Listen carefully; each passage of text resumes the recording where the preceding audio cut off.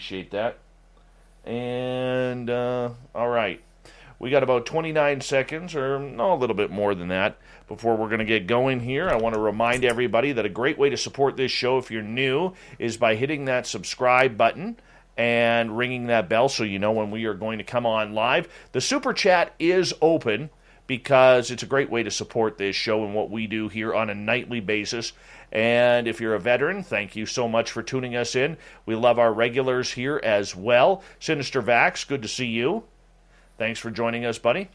And am I missing anybody? Carrie Ann, the lovely Carrie Ann from Pennsylvania. Uncle Dale and his Power Stash from Austin, Texas. If you're in Austin, Texas, and you find Uncle Dale, rub his Power Stash for 7 days of good luck, people. Stargate, good to have you here, buddy. Thank you for coming on in. Jello, nice to see you. We're going to get going here in 5 seconds. Let's have a great show with Sheila Seppi, everyone. The time has arrived for us to rock. Let's do it.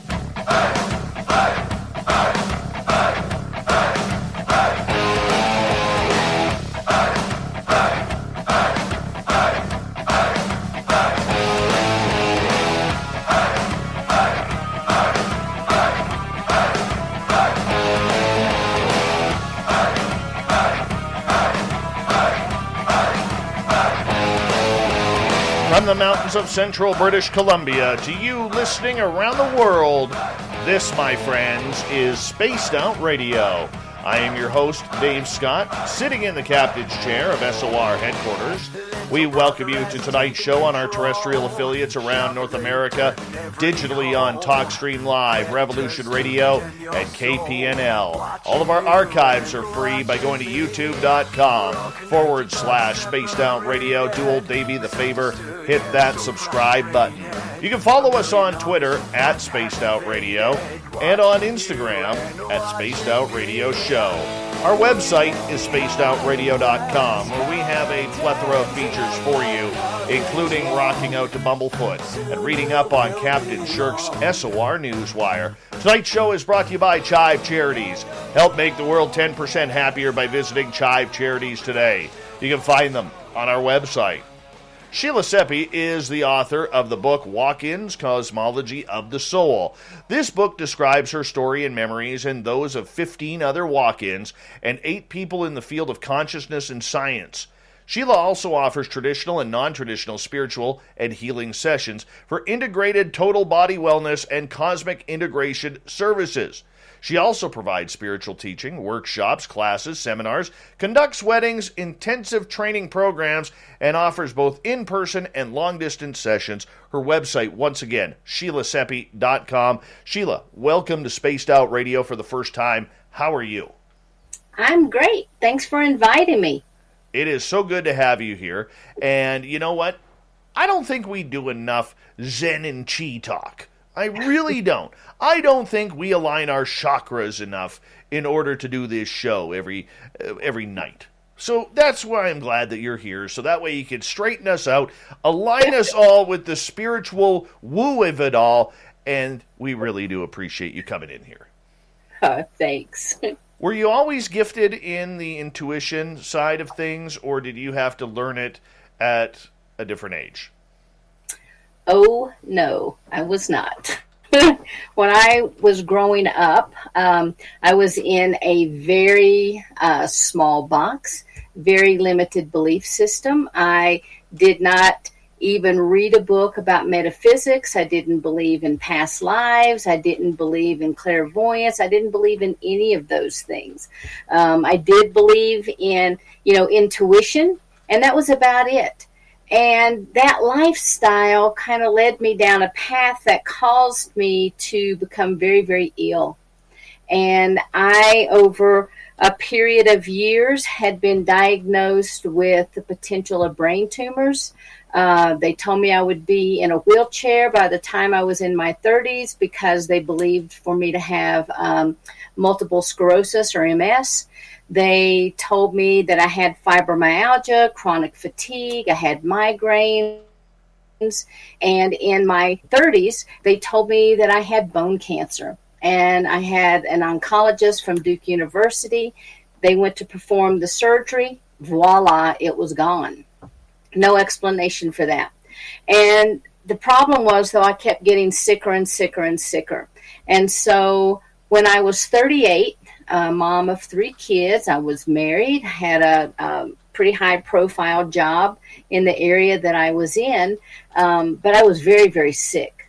So I went to bed with all these illnesses, all these limited belief systems, and what seemed to be around 7 o'clock the next morning, it felt as if someone reached down, grabbed me by the hair of the head, and pulled me bolt upright in the bed. And then it was like lightning ran through my body. Then I was in white space, and I don't know how long I was in white space, but I knew I was out of pain. I felt very comfortable, and I was very happy where I was. But then my peripheral vision started coming in, and then my frontal vision. And as I looked around the room, everything was exactly the same as the night before, but everything was different. All of a sudden, if I looked at a piece of clothing, I knew when it was worn last. I knew if it had been at work. I could remember, there were conversations, information coming off the clothing items. When I got up and walked across the carpet, I saw myself in the mirror, and I just stopped and was amazed, because it was like there was a stranger staring back at me. And then throughout the entire day, I was just in amazement at everything. I would pick up objects and look at them and turn them over. And then even that first day, I started hearing voices in my head. Now, my background was in psychology, and so hearing voices was not acceptable. So I thought I might be having a psychotic break based on the illnesses, based on, the dysfunctional marriage, based on work. Everything maybe was coming to a head. Then I started seeing people that really weren't there. I started knowing things about people. And over a period of about a week, it was so intense. I had absolutely no idea what was going on, because now remember, I had never even read a metaphysical book, so I had no foundation for what I was beginning to experience. I would remember like past lives, and I didn't believe in them. I would remember different healing rituals and ceremonies, and I would started to have all this information about the universe kind of swirling around in my head that made absolutely no sense to me whatsoever. So within 3 months, I had left the marriage, and within another 3 months, I had accepted a position in another state. And it was in the other state where I actually sought out a spiritual counselor to assist me. And so when I went to see this counselor, I found out, first off, she was of Hopi lineage. And she, in addition to providing counseling services, also had spiritual women's groups that got together. But over the course of maybe the first, second, third meeting, I'm not really exactly sure, she introduced the concept of a walk-in. Now, I had never heard of a walk-in before, and I didn't believe in that. I didn't even believe it as she was telling me, but it resonated true for me. And everything she was telling me, I was in agreement with, because my personality had changed. All of my illnesses went away. I had different taste in foods. I left the marriage. And one of the things that was the most concerning to me is I had a very distinct lack of memory. And I could not remember like my childhood. I couldn't even remember a lot of things about the kids, and that really bothered me. I did have select memories at that time, very select memories. But at one point, I was visiting my family in Virginia, and I was at a gathering, and people would come up and start talking to me, and I had absolutely no idea who they were. So my mom kind of witnessed this, and at the end of the evening, she pulled me aside and sat me down, and she goes, "I've got to talk to you." Well, I thought she was going to tell me she had an illness or something like that, because she was very, very serious. And she said, "I want you to go to a doctor, because I think you have the beginning stages of Alzheimer's," because I couldn't remember anybody. And so I had to finally tell my mom that I was a walk-in. Now, that was such a new concept for me that it took a long time for me to really be able to wrap my brain around that, because again, I had such a limited belief system and no knowledge, no metaphysical knowledge. And until I had my spiritual teacher, I was truly convinced that I was having a psychotic break, because you don't hear voices in your head, you don't see things, you don't know things about people, you don't have prophetic dreams, all of those types of things. But thank goodness I did find my spiritual teacher. And so I was there with her and studied. I lived there for about 4 years. And then I met my husband, my current husband, and we moved to Colorado. And in Colorado, I started my own healing center. And everything was going fine. And then all of a sudden, my guides started really working with me.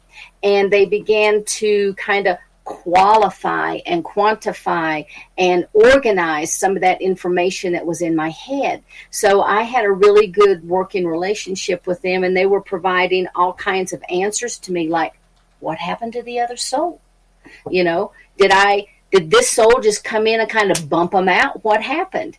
And my guides explained to me that there was a pre-birth plan for most walk-ins, that is agreement on the other side, that at a certain point in time that the souls will switch places, and that this soul, the soul that I'm in, the Sheila suit, this soul decided to come in at age 38, and that soul decided to exit.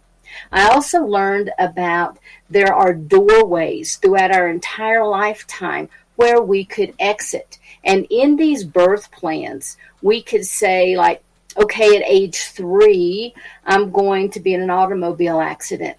And the soul says, okay, well, I'm not really ready to exit. So the body miraculously heals. And at age 18, something happens, an illness, and the soul decides it's not ready to exit, so it stays. But maybe at age 25, it's like, okay, I have learned everything that I need to know, and I'm ready to go.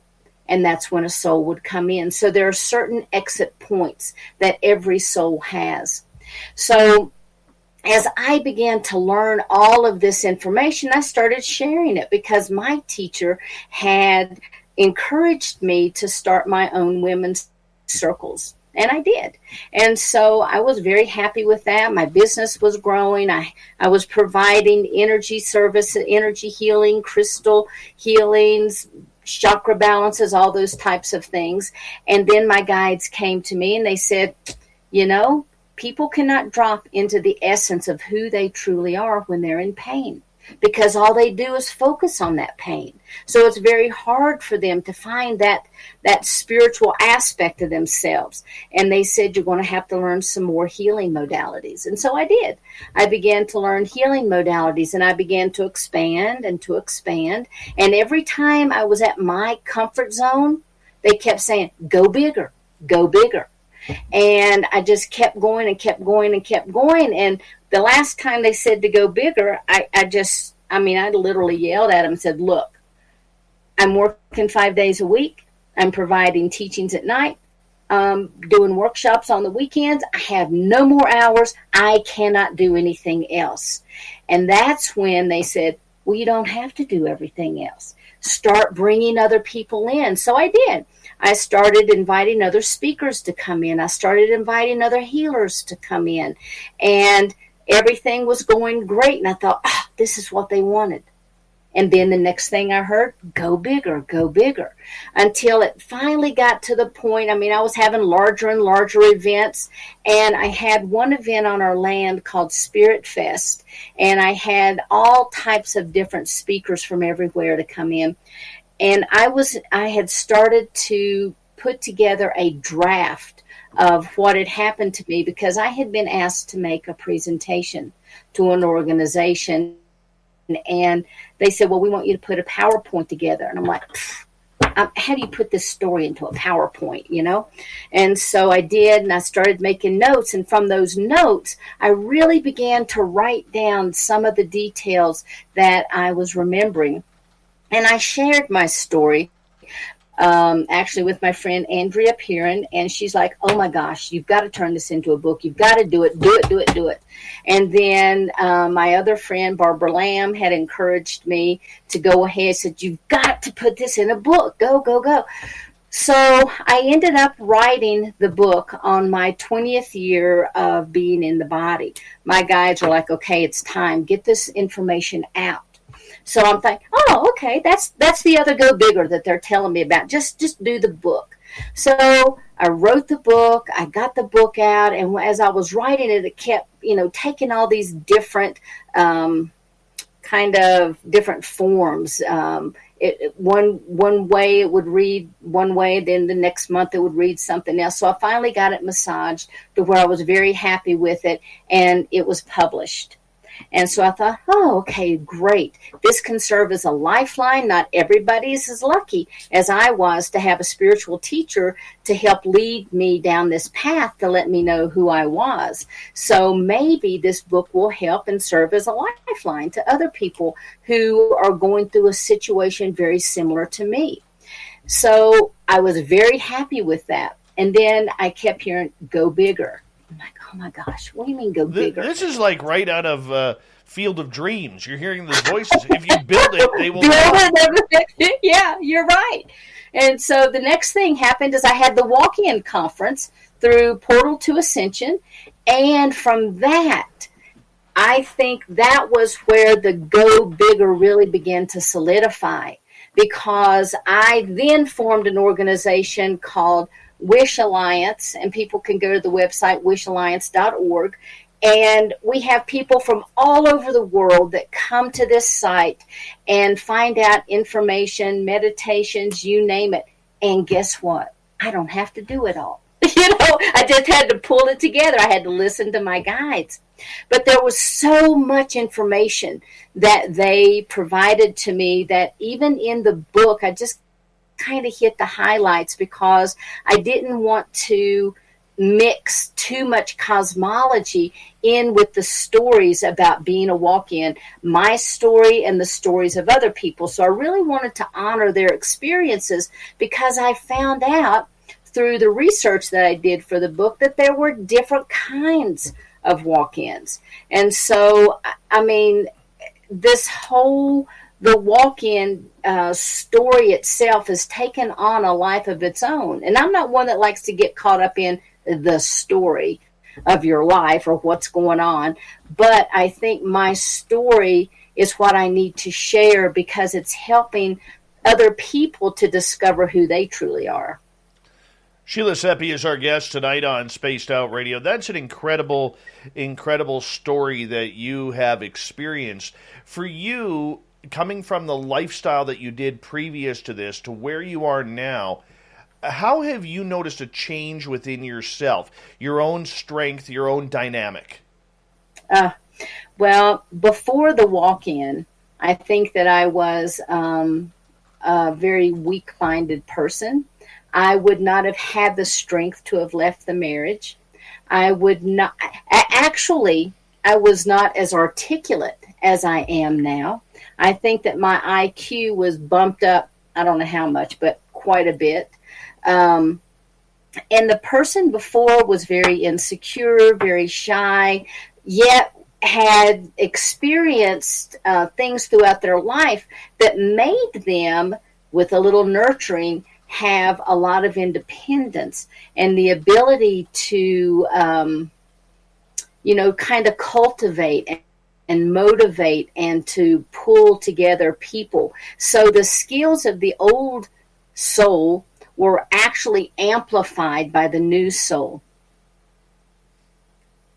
Do you think you had a switch of souls? Or did your one soul grow up finally?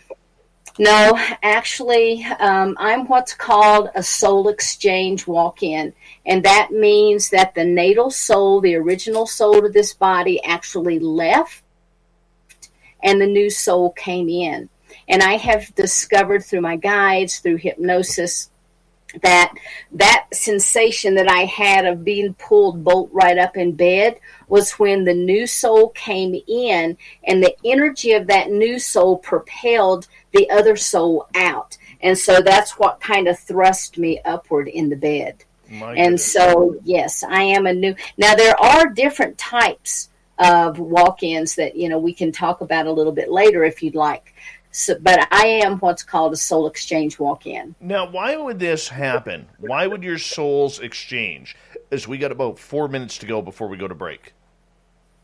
Well, in my case, I was very sick. I think that the soul that came into this body originally had a much higher purpose and just sort of got lost, because Earth is a very, very hard planet. When you come from world of spirit, or you come from another planet, and then you come into the density of Earth, we call, we'd always talk about the duality of this planet, but I think the duality that we are experiencing is the balancing of the mind and the heart. And so when we come in, we're more heart-centered. But as we integrate into third dimensional reality, we become more mind-centered. And I think that the old soul was much more mind-centered and really just got off path and became sick, and the body was sick and the mind was sick.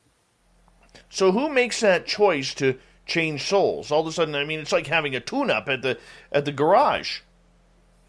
Well, the reality of it is I was in a collective, and we can talk about that in a few minutes, but I was in a collective, and when we heard the soul cry out to be released of this body, it was instantaneous. The decision was made that I would be the aspect that came in. So who are you? Well, actually, I'm Nuela. And I might start using that name, but I still go by Sheila Seppi. I'm still taking little baby steps. So, I'm amazed, confused, shocked, and in awe at the same time. Okay, because, look, I can understand that, hey, there are some souls that don't want to be here. I think a lot of suicides are from souls who are like, I just don't want to be here anymore. And it's time to go. I don't like it here. I hate to, I don't want to make it sound like I'm mocking, something very tragic or anything like that. But for you and what you have gone through this whole aspect of soul exchange, how did you know the new soul was going to fit with the old persona and the body and everything? Actually, the soul that originally inhabited this body had come more from, actually came from the Arcturian planet. And so we can talk about this also, but there has to be inlaid within the physical structure. There's also these etheric templates and blue plates, and in our etheric double, and even within our crystalline body, even within the structures of the brain. The other soul had imprinted information onto the physical body that actually made it easier for me to come in. Because, as I said, I came from a collective which was Arcturian, Palladian, Mantis, from all over the Andromedan system. There was angelic energy in there. And so when I came in, the aspect that I brought in the firmest was the Arcturian. And that's what made things work in this body. All right. I'm going to ponder this over the break, because I am literally, we've gone from zero to peak woo in no time here. And this is just amazing. Sheila Seppi is our guest tonight. Walk-ins. Can souls be exchanged? Is it like going to Walmart saying, I don't like this coffee machine, I need a new one? Apparently it happens, people. A lot more than what we think. We're going to learn more from Sheila Seppi at SheilaSeppi.com when we return on Spaced Out Radio.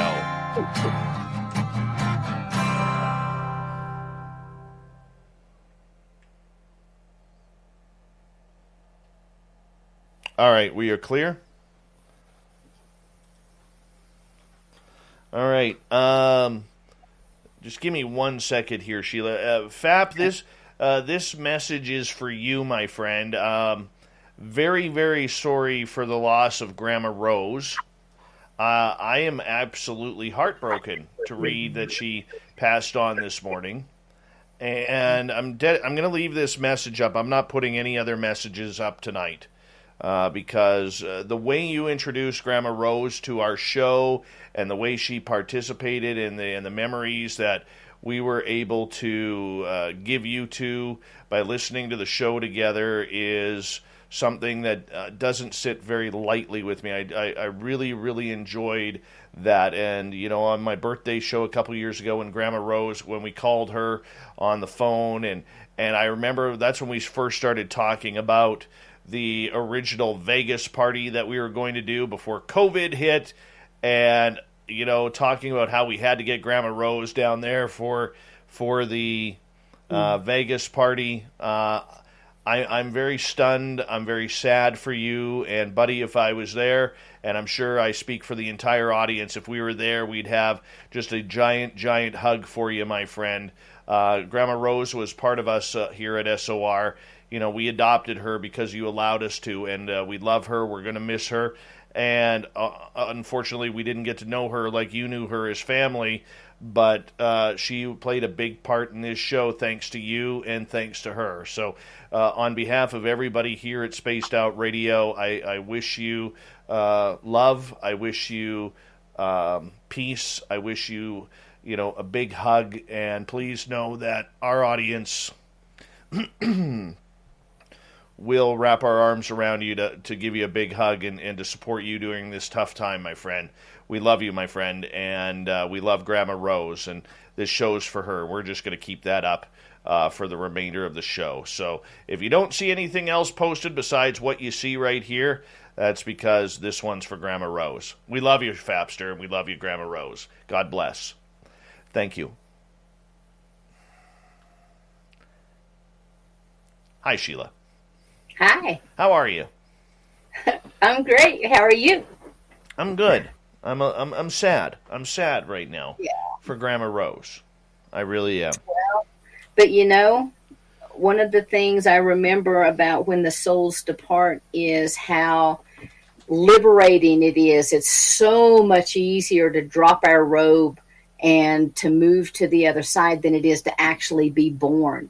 And when that happens, it's just like, it's like this breath of fresh air. And I can remember sometimes it's like, what was I thinking? Why did I do that?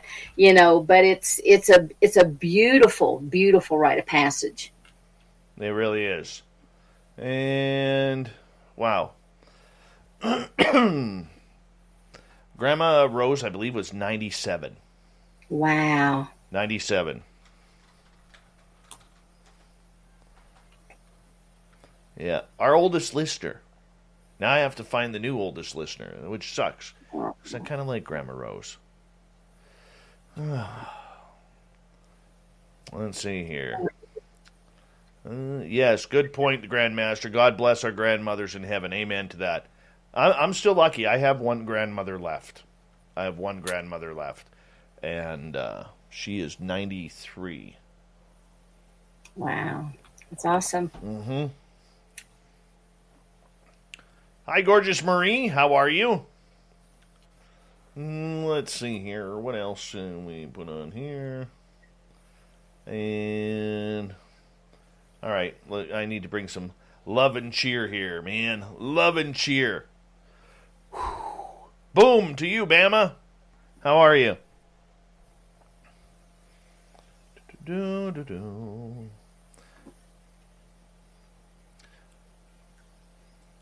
So, new soul, eh?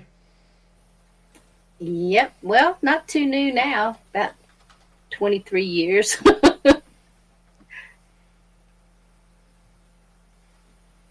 Yeah. I can talk about all the different types of souls. We can go more into what my guides was telling me about the souls and more of that cosmology if you want me to. We can go anywhere you want to go. We can go wherever you want to go. Okay. That's I know the guy who runs the show, so we can take. I have some pull with him. Okay. All right, we got 10 seconds. Thank you to Bobby, Fabster, and Vinster for the amazing super chats. Here we go with the second half hour of the show.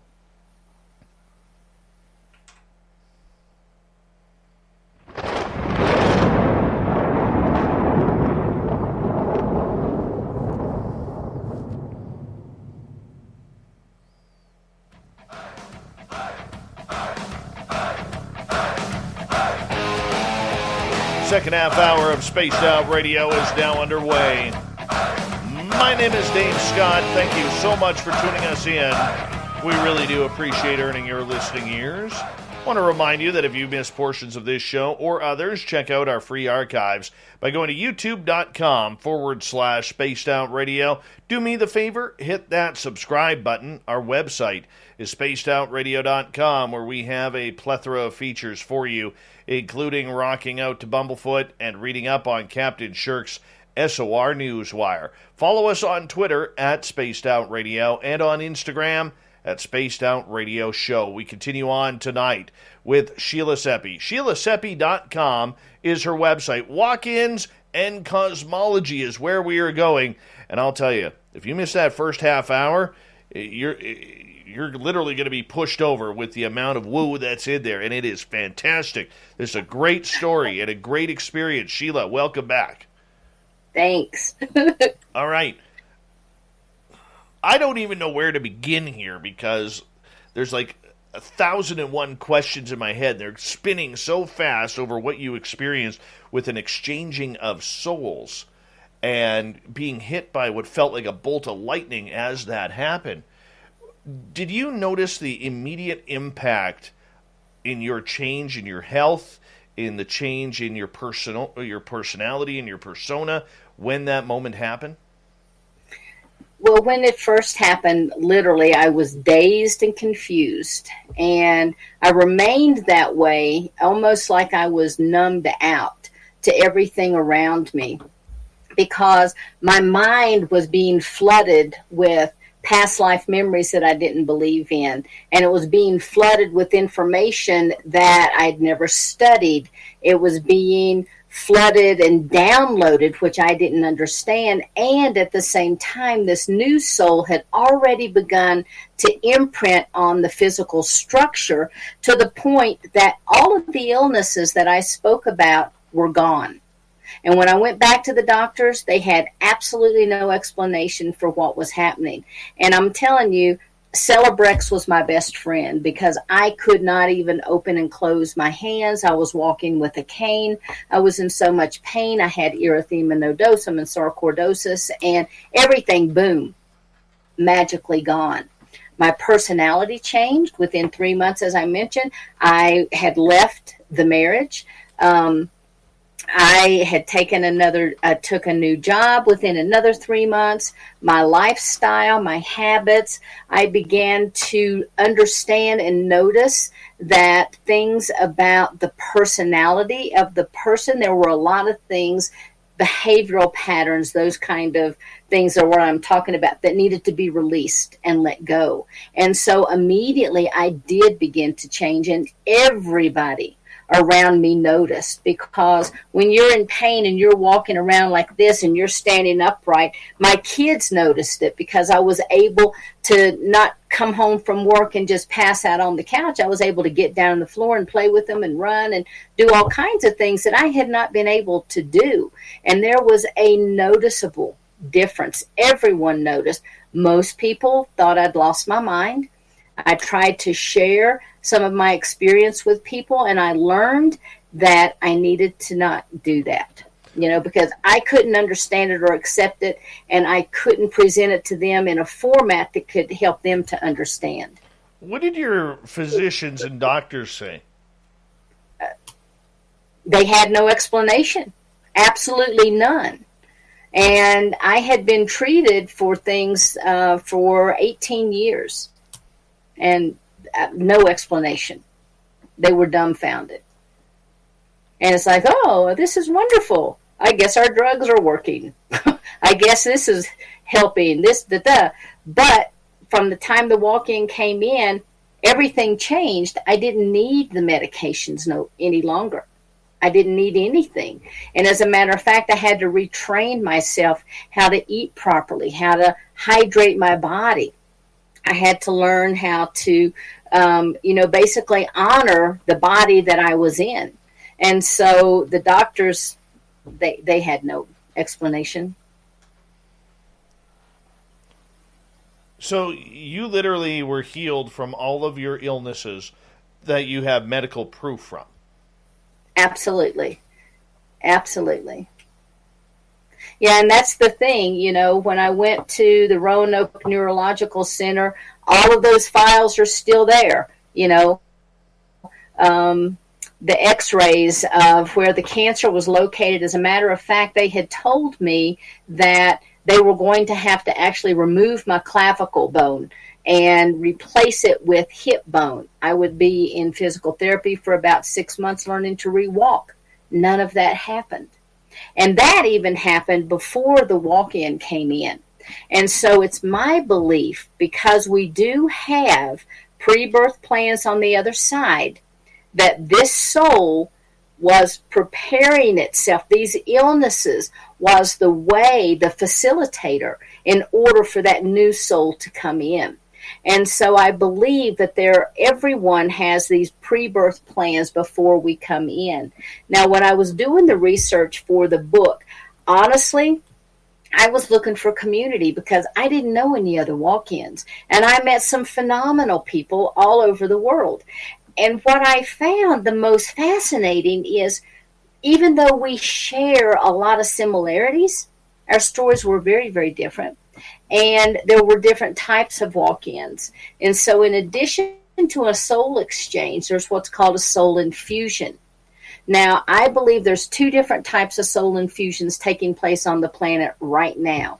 The first of the walk-in type, and I'll talk about the second one in a minute, but when we look at from a walk-in standpoint, the soul infusion is when a part of the energy of the soul remains, part of it leaves, and new energy comes in from what's called the Shantias Khan. So I'm going to stop right there, and I'm going to back up and tell you what that is, okay? So my memories are from my memories, and there could be another walk-in that has similar memories or even something different. And it's going to depend on all of the experiences that we have brought into the collective consciousness. So in my opinion, if you were to put a dot on a piece of paper, that would serve as source or God. And you keep drawing little circles all around that, and that shows the expansion of what happened. So the Big Bang, if you want to say. But within source, then there was a vibratory frequency that was created that became the Om, which was that first sound of creation. And from that, it created what's called the void. And within that void and within everything else that I'm going to talk about, there'd be 3 components. There's the etheric double, which is where all the choices, all the options, everything that can be is. Then there's what's called the principal overseer template. And that is basically that aspect that really looks over and organizes things. And then there's the collective consciousness of that particular segment. So within the void, then, the next step is what's called the creation blueprint. And from that creation blueprint is where everything that's ever been created, whether it's in this universe or other universes, lies. All of that information is there. And within that is where we have creation blueprints or our creation templates. And that's where everything is made. So when it comes to humanity, I'm going to skip everything else, the universes. When it comes to humanity, we have what's called the oversoul templates.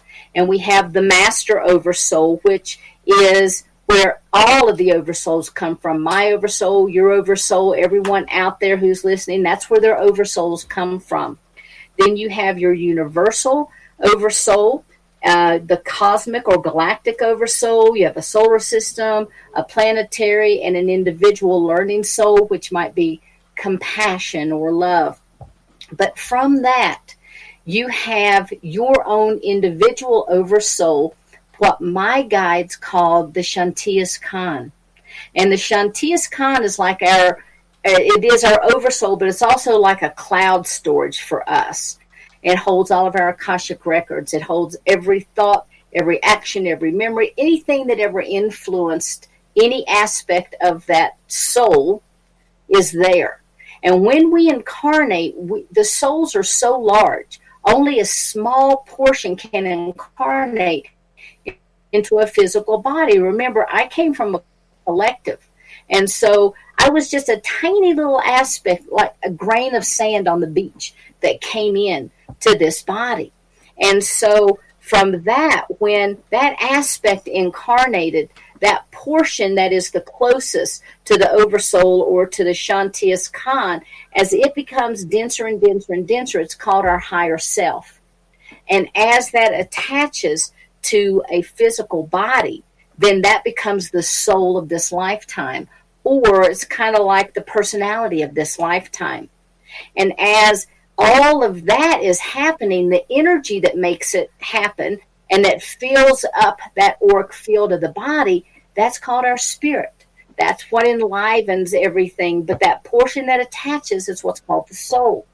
And so when you begin to chart this out, because we are very linear thinking on this planet, and when we chart it out, and we start with one circle, and then we have another one, and we have another one, and we have another one, and then we try to label it, which is still kind of ridiculous because we can't label, but for our minds, we label these things. You can very easily see how an aspect of a soul could incarnate. And when a portion of it leaves, how it would go back up into that Shantias Khan and pull information down. Now, in my case, I even came from a different Shantias Khan, a different oversoul than what the oversoul of this body was. So with that infusion, it brings more of that energy down into the body. So that's the soul infusion. Then we can have what's called an overlay.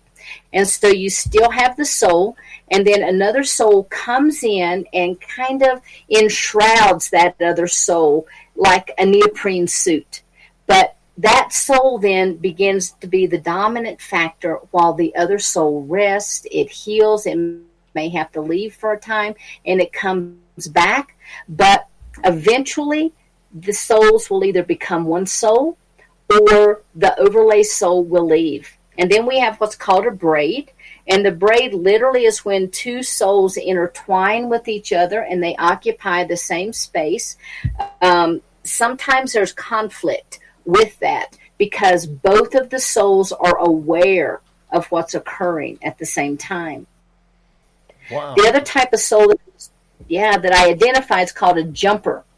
And a jumper is when you have a very temporary soul that comes in, and it may help someone through a very tragic situation or through an illness. It may come in at a time when a person is experiencing severe emotional or physical trauma. And then that soul will leave. But they only come in, they could act as a muse. You never know. So they only come in for a certain experience and then they leave. And sometimes there are people who have had multiple jumpers, and they can share those experiences. Then one that I find the most fascinating was I identified as soul layering. And this is when you have multiple aspects of the soul that come in, and they sort of pancake and layer on top of each other. And at some point in time, there could be an automobile accident, an illness, a surgery, but one of those other aspects begins to come forward, and then the personality aspect that was dominant begins to recede. And so there's like this soul dance. So it could be that people would have different aspects from different planets. And because our souls, like I said, is only one grain of sand on the beach, and that beach is our oversoul, all of those other little grains of sand can be that still are us, can be having lifetimes either on this planet or in this universe, on other planets, in other universes, in other dimensions. We can be having multiple lifetimes all at one time. And that is phenomenal to me. The whole story is just, honestly, this is heavy. This is really heavy with everything that's going on. I want to take a quick step back here, because with the soul exchange that you went through, how did you know, or how did you know that new soul was going to be able to adapt to your body, your lifestyle, give you new life, give you healing, give you everything? Because, I mean, there's a lot of people, man. Like, I look at my mother, who is very ill, a very ill lady over the last 20-some years.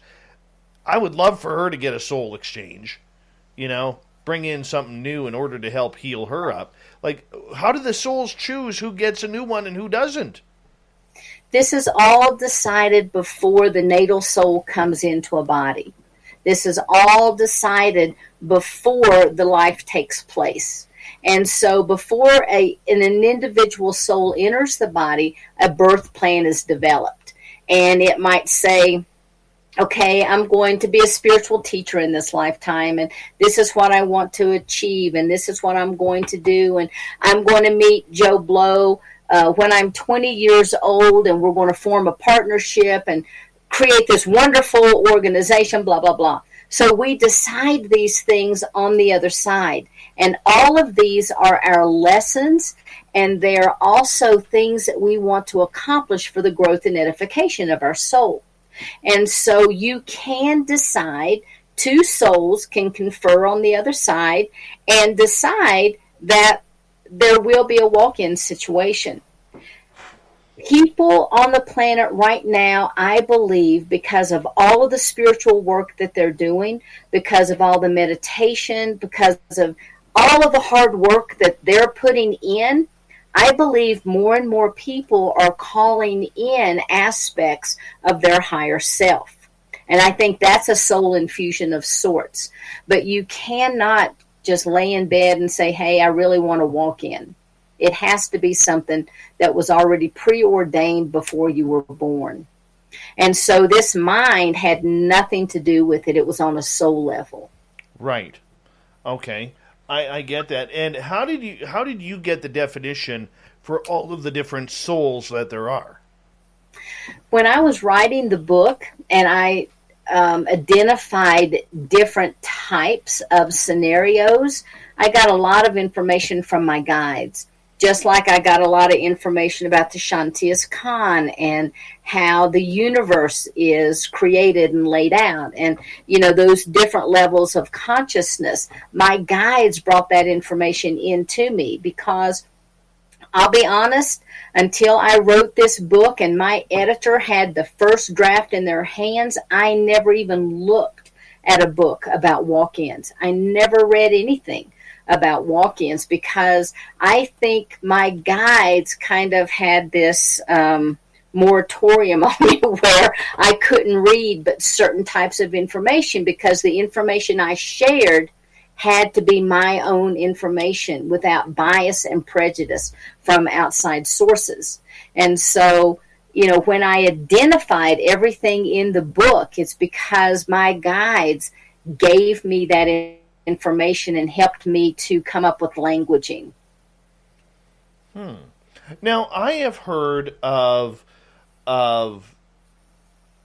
walk-ins on a spiritual level, whether it's extraterrestrial or of the spiritual side, coming in and taking over a body. That's kind of what happens in channeling. That also is what happens, when somebody becomes possessed. What's the difference between that scenario and what you went through? Okay, everything is within agreement with what I go through, much like a channeler. A channeler will have a soul agreement with the entity, the spiritual aspect of what's coming into them in order to come out. Some people channel through writing, some people channel verbally, some people receive information through dreams, prophetic dreams, and those types of things. But there still has to be a soul agreement. Now, a possession is something totally different. And the reality of it is, even though people would not in this lifetime agree to something like that, there has to be some kind of agreement before anything happens to the body and to the soul. And so maybe with the possession, there was a lesson that needed to be learned. But that entity will come in, and that's more of the hostile takeover. A walk-in is an agreed upon situation, even though at the time I felt like it was a hostile takeover because I had no idea what was going on except for that I was healed, which was very, very awesome to me. And so a possession is a non-agreement, whereas walk-ins are always an agreed upon situation. Okay, so it's nothing nefarious that can get into you. I'll be honest with you. I have never, ever, ever met or talked to a walk-in that did not come in to improve a person or a situation. The walk-ins that I know that I have talked to, we all had a mission. We all agreed and signed up for a walk-in program to come in to help humanity on some level. So like with my case, I was to come in and to be a way shower. And I could not really do that. I had my family, and I got my family raised. And while my family was being raised, I was learning healing modalities. I was establishing my business. I was kind of laying the groundwork. And once my children were raised, then I could really dive into what my soul's mission was. Also, when I came in, I had to clear, whether it was behavioral patterns, thought patterns, I had to develop an entire neurological system within this body in order for me to do the things that I need to do. And so there was a lot of soul imprinting that had to take place. And so the vibration of this soul was much higher than the vibration of the other soul. And so anytime we are experiencing a higher vibration, those things that are of a lower frequency, they have to go. And so I had to get all of this stuff cleared out first so that I had a solid foundation in order to do my work. Sheila Seppi is our guest tonight on Spaced Out Radio. We're going to go to break in about 90 seconds, and I just want to remind the audience we will take your questions when we come back from the break. Are you happier now that you've gone through this experience? Absolutely. Absolutely. I have peace, joy. I never have issues sleeping. My mind is quiet. I don't have that, chatter that a lot of people describe that goes on inside their head. And I have a knowing. And I know I am led. I remember being on the other side, so I have no fear of death. I remember what it's like to be born. I remember these things. And so these are the types of things that I like to share with people, because the other part of my mission is I like to give people hope so that they know that they have comfort, because fear is such an illusion that we get sucked into, and it's so low vibrating that if we're vibrating at a higher frequency and we start experiencing fear, it's going to begin to lower our vibration. And I'm here to help people to spiritually evolve. Well, I remember that we got to take a break here at the top of the hour. Walk-ins, Cosmology, and your questions next if you're in one of our chat rooms or on Twitter at hashtag Spaced Out Radio, as we're going to get into more soul contact, soul retrieval, soul exchanges, and sold out. Maybe. I just threw that in there just because I thought it would sound kind of catchy. Sheila Seppi is our guest tonight on Spaced Out Radio. SheilaSeppi.com is her website, and you can grab her book there as well. I like it. I'm having fun tonight. I hope you are too. We return with Hour 2 and Sheila Seppi next on Spaced Out Radio.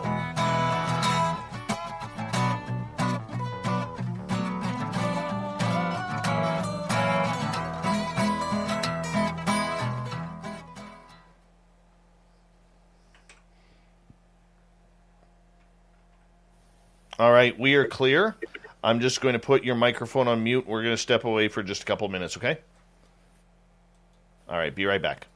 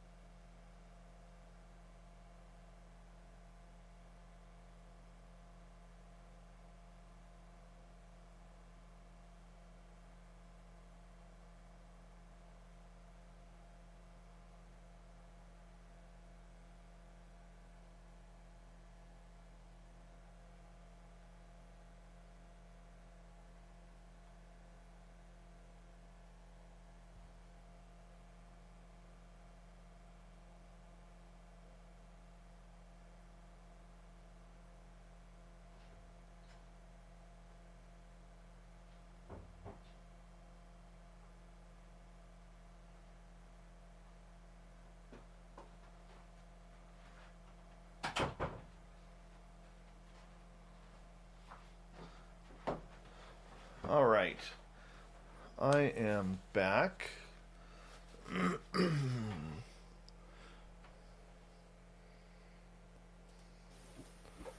Hello, Sheila. Hello. How are you? Awesome. Good stuff. All right. So I know there were a bunch of audience questions right before the break. You know, we go to questions in hour 2, so I will get you when we come back with the music to retype those questions in if you're in our YouTube chat room or on Twitter. And we will go from there. And I'll make sure to ask Sheila your questions. And we'll have some fun. I'm already having a blast tonight. By the way, the Tampa Bay Lightning have won the Stanley Cup, 4-1 over the Montreal Canadiens. Vive les habitants. Great run there, Montreal. 28 years and counting since a Stanley Cup was last won in Canada.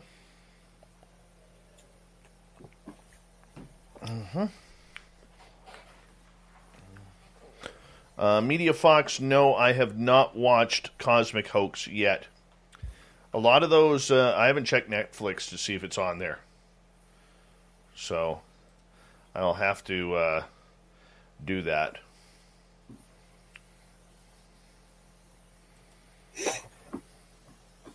I don't usually support Stephen Greer, so that's usually that. Thank you, everyone, for tuning on in. Hello, gorgeous Jennifer Hawkins. Jason1331, welcome to the show. And the lovely Jordan Pettit has arrived.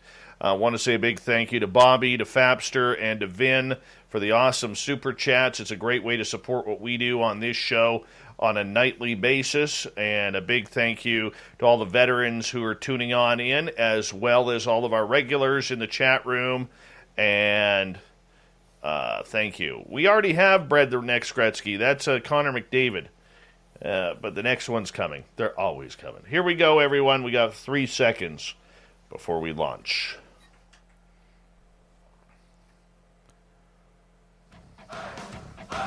You're listening to Spaced Out Radio with Dave Scott. Follow Dave on Twitter at Spaced Out Radio and on Facebook, Spaced Out Radio Show. Hour number 2 of Spaced Out Radio is now underway.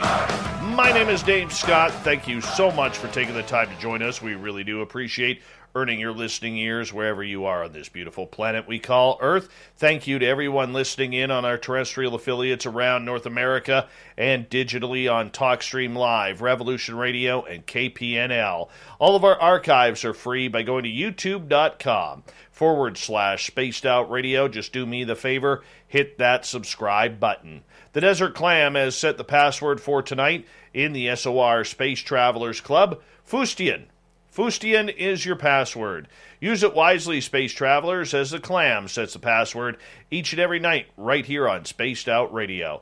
Our website is spacedoutradio.com, where we have a plethora of features for you, including rocking out to Bumblefoot and reading up on Captain Shirk's SOR Newswire. Follow us on Twitter at Spaced Out Radio and on Instagram at Spaced Out Radio Show. We continue on tonight with Sheila Seppi. Walk-ins and cosmology. What's it like to have a spirit and soul change in your body? Much like a shift in hockey where, oh, well, it's my turn. Let's get into it. Got to make my time due here. Sheila, we love your story. We love your book. Welcome back. Thank you. We're going to kick off with audience questions here, if you don't mind. Sure. And we're going to start off with James. Do you have important dreams that help with life decisions? I do not. When I go to bed, I must leave my body immediately.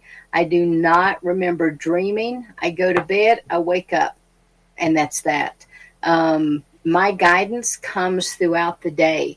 If I have a question, I just ask and I immediately have an answer. If there's something that I need to know, it's downloaded and I access that instantaneously.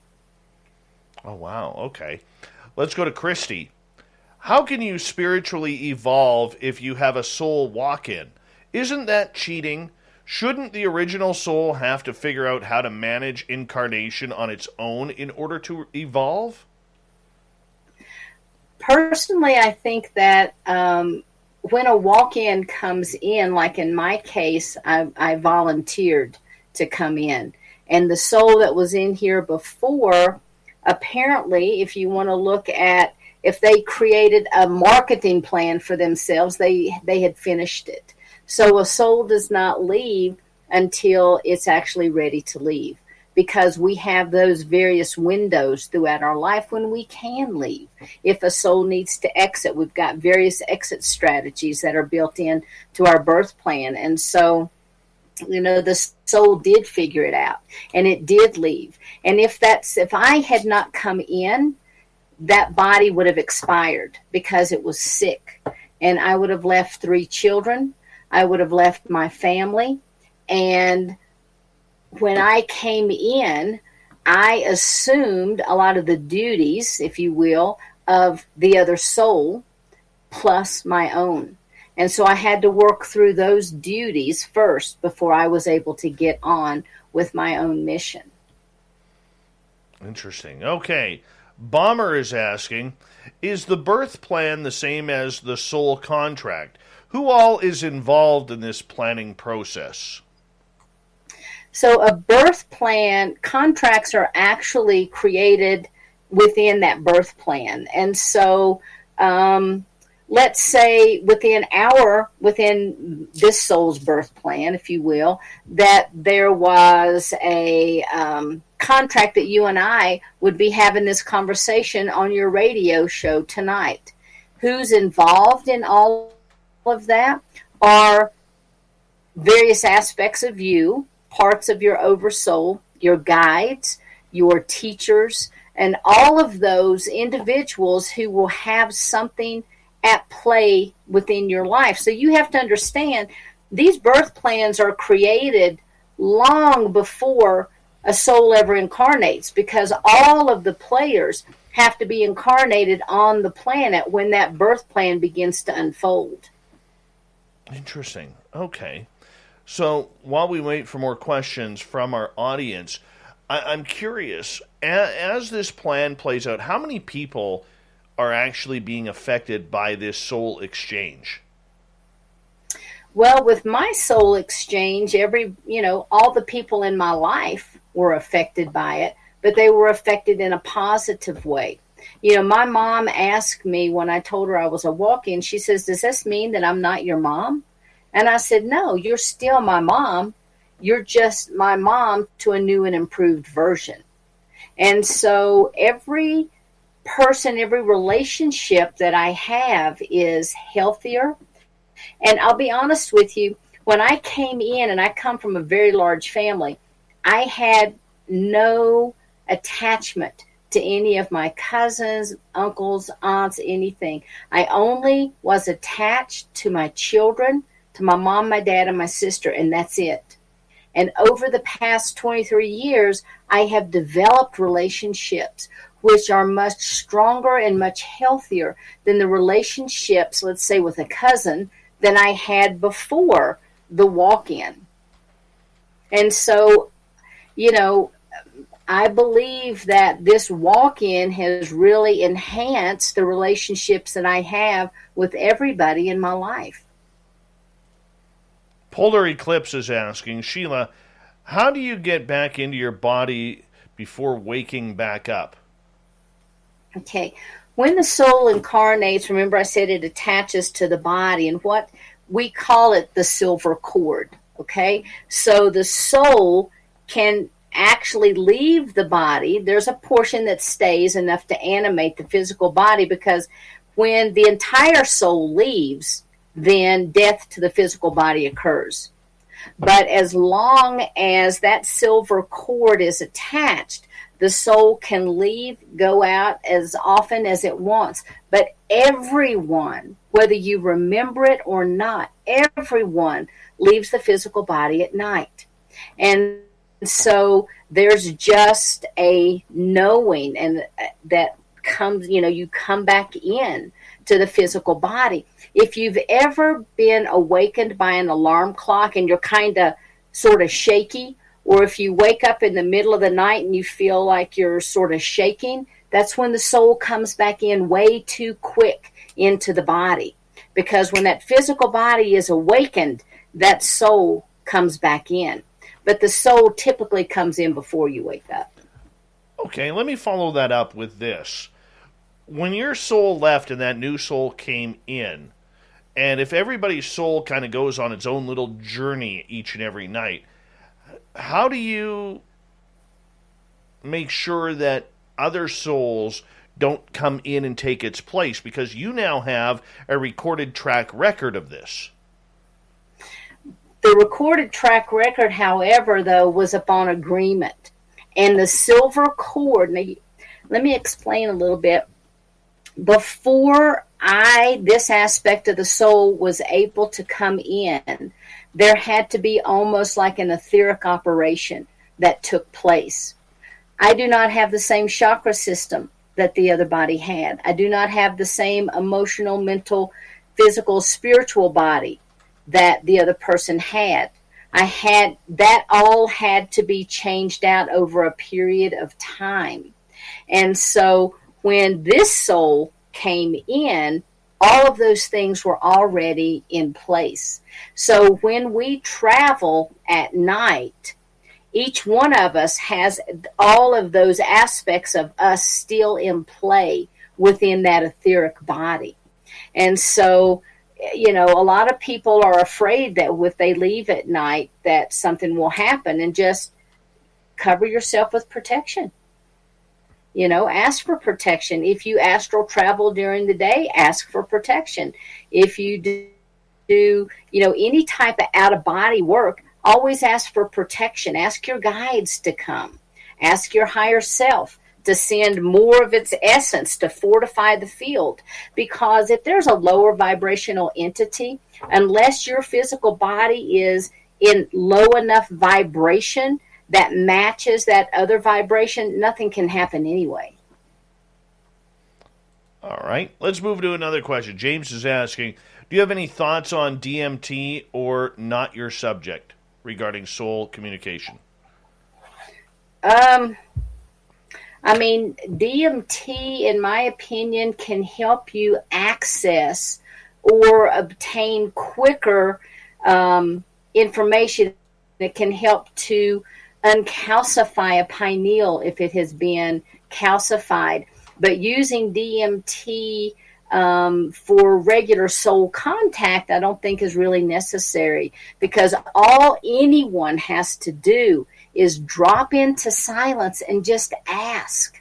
We're at a point in time right now where the frequencies are shifting and changing so much on this planet that we all are raising our frequencies. If we're on Gaia, we're vibrating with her, and we're all moving because Gaia is moving through a spiritual evolution. And a lot of people talk about this as being the shift. Some texts call it, the Kali Yuga. The Bible refers to it as, revelation times. But there's a shifting of energy that's taking place on this planet, and we are shifting. We're calling in higher vibrations into our cellular structure right now. We're being inundated with more and more light codes that are waking us up to the essence of who we truly are. So DMT can serve as a catalyst for change, a catalyst to allow us to, like I said, decalcify the pineal and maybe move into a next step. But you don't need the DMT to keep moving into different steps. Once that pineal is uncalcified, then all you need to do is drop into the essence of who you truly are, because you're much more powerful than, all of us are more powerful than we even believe. Sheila Seppi is our guest tonight on Spaced Out Radio. Let's get to a question from Rooted in Gorgeous Sacredness. And where did that question go here? My chat room just jumped on me. Do you remember walk-in past life details? Do you remember old soul multidimensional lives? What I remember as far as the past lives, honestly, were the past lives of the cellular memories of this body. As I have integrated more fully into this body, I came from a collective. And so I didn't have any past life association with this physical form. So a lot of times when people are remembering past lives, it's because that soul is very strongly imprinting on the cellular structure, and it's pulling that DNA information that can be passed down through lineages. It can be imprinted from the soul, and that soul begins to remember. Let's say if you go to a different state and you walk across a piece of property that you had maybe owned in a past life, there's going to be a resonance, and you're going to be able to feel that. And so I think everyone remembers their past lives differently. But as for me, I stopped remembering those past lives. But yes, I do. I remember there was a time, I guess you would say, like back in biblical days, there was a time when the earth was beginning to form, that we were still in etheric form, where the spirits would kind of come in and inhabit a body and leave, whether it was a butterfly or an animal or whatever it was. I remember several lifetimes of medicine people, being medicine people in indigenous tribes. I remember one of the past lives, which I was on the Mississippi River in a riverboat with this person called Riverboat Charlie, and I think that Annie McGee was the name, and I was shot. There was a card game that was going on, and there was a fight that broke out, and somehow or the other I got in front of the fire, and I was shot right in the stomach. And when I started remembering all of these past lives, even to this day, this physical body now, which it didn't have before, I remembered that it now has what looks like a birthmark, which is very faint, that's kind of like buckshot. But those are not this soul's memories. That was the physical body memories. Spanish Fly is asking, what happens when somebody dies accidentally or violently? Honestly, when we die, it's always agreed upon. And I know that some people, even my students, would get angry when I say, okay, we've all agreed to these situations and scenarios for learning. And if it's not for our learning, we're providing an opportunity for families, friends, whatever, to learn. Maybe they're learning unconditional love with a very violent act. But these are agreed upon, because to the soul, it's just another experience. And that's what this whole life is about, is just experiences. And when you get to the other side, there's no right and there's no wrong. Down here, there's right and wrong, because that's what we've all agreed to. This is unacceptable. But on the other side, that doesn't exist. It's like, oh, we're going to create this scenario for X, Y, and Z to occur. Let's move on here. Jason has a question for you, Sheila. Uh-huh. Is astral projection also the soul temporarily leaving the body? It sure feels like it. There is an aspect of the soul that does leave the body during astral projection. And that portion is like the consciousness. If you'll remember earlier in the show, I was talking about whether it's our soul, whether it's the creation blueprint, whether it's the universal oversoul. There's those three aspects to us. There's the etheric double, there is that overseer, and there's that collective consciousness. And to my knowing, that part that actually is leaving is a portion of that etheric double of ourselves, because that's what moves into the astral realm. All right. Do you believe in reincarnation then? This is from Vinny. Oh, absolutely. Absolutely. I do. I mean, I remember back before the walk-in, no, I did not. And I remember Shirley MacLaine's book had come out, Out on a Limb, and people were talking about it, and I didn't want anything to do with it. I thought it was the biggest bunch of hooey I'd ever heard. But once this new soul came in, I knew it to be a fact. And so absolutely I believe in reincarnation. I want to believe in it. I think there's a lot of proof out there, a lot of strangeness. The one case that really trips me out was of a child in India who claimed in a previous life was murdered and then came back on a quick reincarnation and actually picked out the suspect that killed them in the previous life, and that person was arrested and jailed for life. And I remember it being pretty big news on that, and that story has always stuck with me, But I also wonder too, when you reincarnate, do you have to reincarnate as a person? Can you reincarnate as a butterfly or an eagle or a sperm whale or anything like that? You could, if that was the lesson or the experience that you needed to have.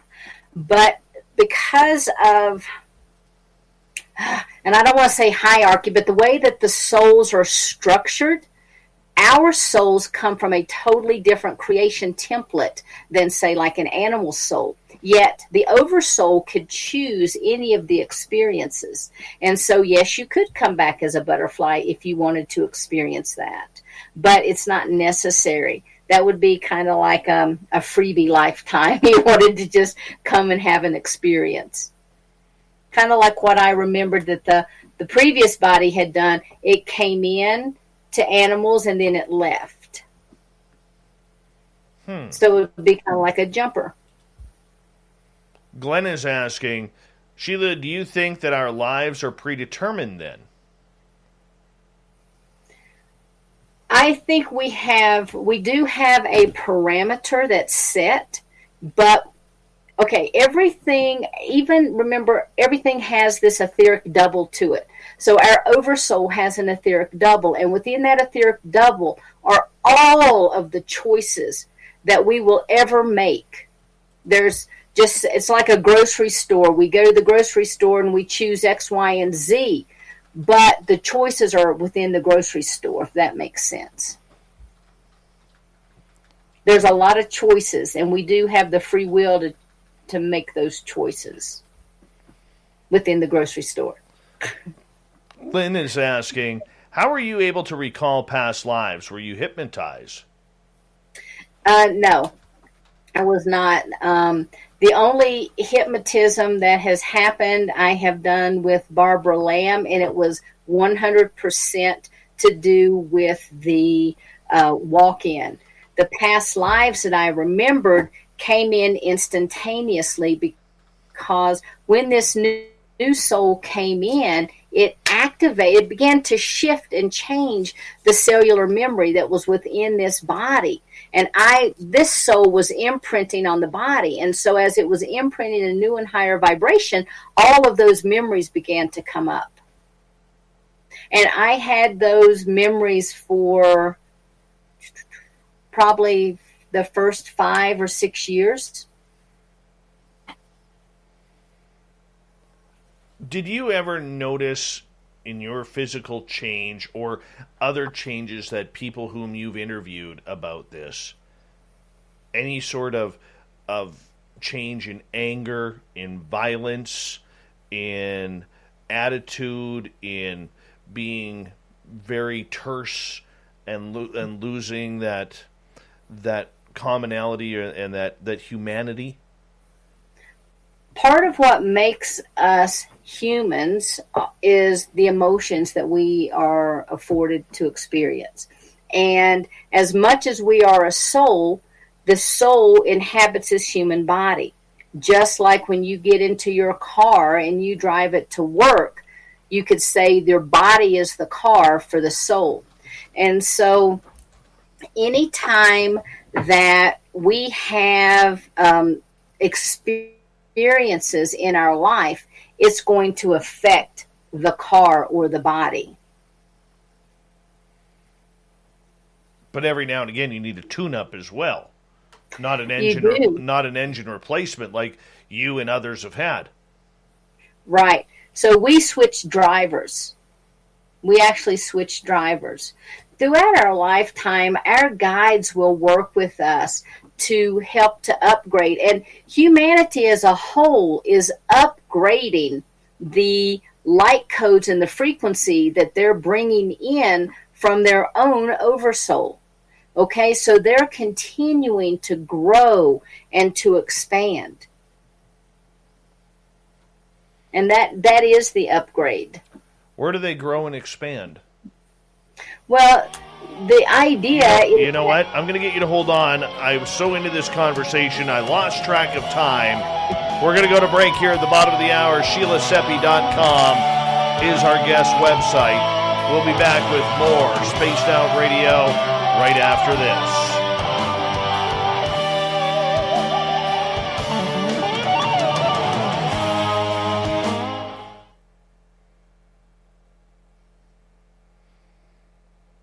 All right, we are clear. Sorry about that. I just got really into the conversation and lost track of time. Not a problem. Mm-hmm. I mean, there's a lot of information. Huge amount. Hold on a second. This computer. Whew. I'm glad I saw that. This computer has been scheduled to go to sleep. It's like, no. That wouldn't be good. No, it would not. Yeah, I mean, gosh, there's just so much to try to share with people. It's like I keep trying to categorize. If I start here, it'll make it easier to understand over here. But, it just has to come out the way that it does. True, I get that. I get that. Let me just see here.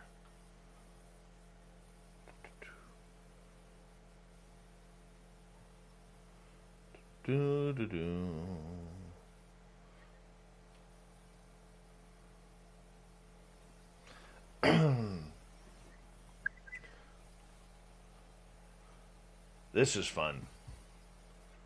This is fun. Yeah, it is. It's 11:30 here, and I'm usually in bed asleep much earlier. But when I get to talking, it's like I get all energized, and so it is fun. I'm up for another 2.5 hours. But I get to sleep in tomorrow, so I'm okay with that. That's good. I have clients tomorrow, but not until after lunch. Good evening, Judy Wheeler. You're looking gorgeous tonight.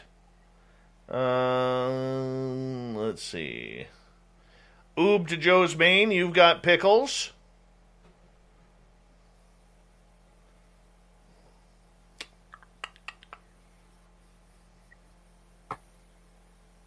Super Duke, good to have you here. Lovely Linda Bennett has arrived.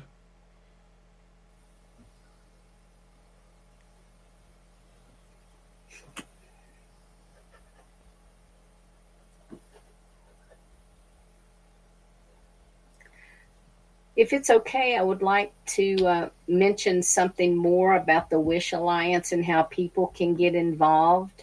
Absolutely. Absolutely. Perfect. The lovely and talented Laura Tarnowski has arrived. Everybody give her a wave.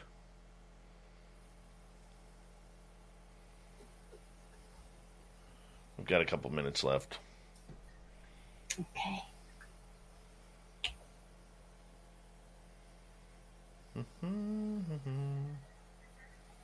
Little Deborah, nice to have you here.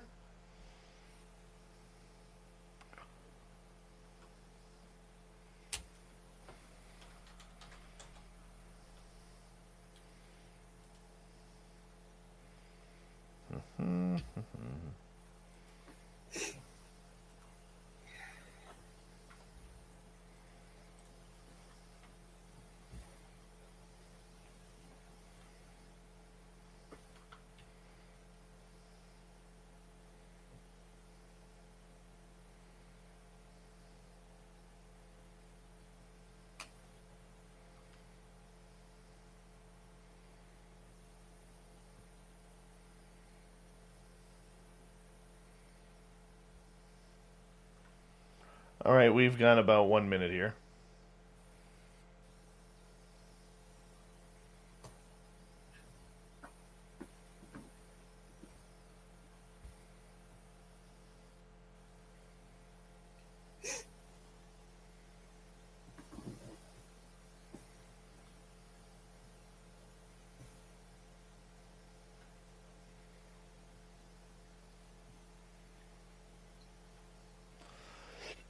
Big thank you to Michael, to Bobby, to Fapster, and Vinster for the amazing super chats. It's a great way to support what we do on this show on a nightly basis, so thank you so much for that. Really do appreciate it. Thank you to all the veterans listening to this show, as well as all of our regulars in the chat room here on a nightly basis. We love you. We thank the world that you are here enjoying what we do on a nightly basis on Spaced Out Radio. Sheila Seppi is our guest tonight. We're going to get going here in about 10 seconds, so sit back, relax, enjoy, because the story continues right after this.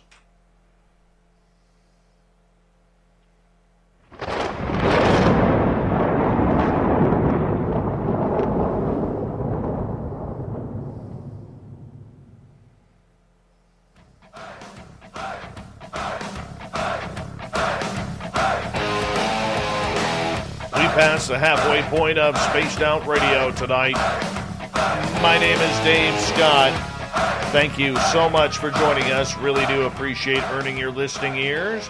Want to remind you that if you miss portions of this show or others, check out our free archives by going to youtube.com/Spaced Out Radio. Do me the favor, hit that subscribe button. Our website is spacedoutradio.com, where we have a plethora of features for you, including rocking out to Bumblefoot and reading up on Captain Shirk's SOR Newswire. Follow us on Twitter at Spaced Out Radio and on Instagram at Spaced Out Radio Show. From SheilaSeppi.com, author, researcher, public speaker, Sheila Seppi is with us talking about walk-ins and cosmology. What's it like to have spirit exchange themselves within your body? And thank you so much for joining us, Sheila. We really do appreciate it. Thanks. Yeah, I have to say, if it hadn't happened to me, I would not believe it. I would not have believed something like this was true. I agree with you. I totally agree with you. And I think any of us who have had strange, weird experiences would agree that, you know, it's always one of those things, if it didn't happen to me, I would have never believed it. And it's such a poor argument, but it's a truthful argument at the same time. And I'm sure you're like me or anyone else who's had experiences where you just hate using that sentence. It sounds so infomercial, but yet it's true. Yet it's true. All right, let's go to a question from VPXM. Sheila, when did you notice you could travel? Before or after the soul travel? As far as the soul traveling, that all came after. I mean, everyone travels at night, but I became consciously aware of it after the walk-in occurred, because one of the things that helped to anchor me into this physical body was not just the counseling that I was receiving from my spiritual advisor, but it was also the shamanic teachings that I was learning, because my teacher and counselor was of Hopi lineage, and she's like the seventh daughter, the first, you know. And so she had all of these indigenous teachings, and part of that was learning to consciously travel in the upper world and in the lower world. And it's there that I really found my freedom, and that I was able to anchor and begin to integrate more fully into my body, because I was able to meet my guides and to work with them there. But everyone travels at night. Where do we travel to? We travel, if we're from another planet, we'll travel back to our home planet. We may travel to a different dimension. We may travel to halls of learning. We may just meet up with our friends and have a good time at night.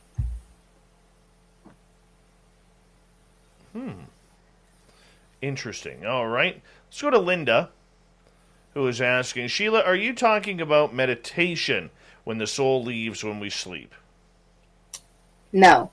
I'm talking about plain sleep. When we go to bed at night, the soul will travel. When we meditate within the astral realm, okay? And so that's typically in the shaman, to use shamanic language for that, that would be like in the middle world. That's where we're traveling to. When we meditate, we can still meet with our guides. Sometimes we will travel into different realms. We'll go into different dimensions. We'll meet different beings that will actually work with us. But that all depends on the level of meditation that you're able to achieve. Okay, I love this question from James, who's asking, is there a visible highway of traveling people? You know, there might be. I don't recall one, but I am sure that there is. I am sure there is, because I know that there are different gateways and portals around our universe. And if we want to go from point A to point B, a lot of times we'll have to travel through a portal. And if we're going through that portal, I'm sure there's other souls going through there as well. Can you tell now from your experiences if somebody has had a soul shift? Like, for instance, many people who have had extraterrestrial experiences and alien encounters can look at someone and say, okay, that person's a contactee. Can you do that with soul swappers? A lot of times I can, yes.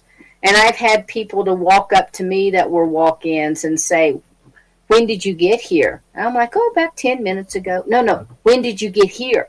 About 10 minutes ago. No, when did you arrive in this body? Oh, you know, and when that first happened to me, it really threw me back.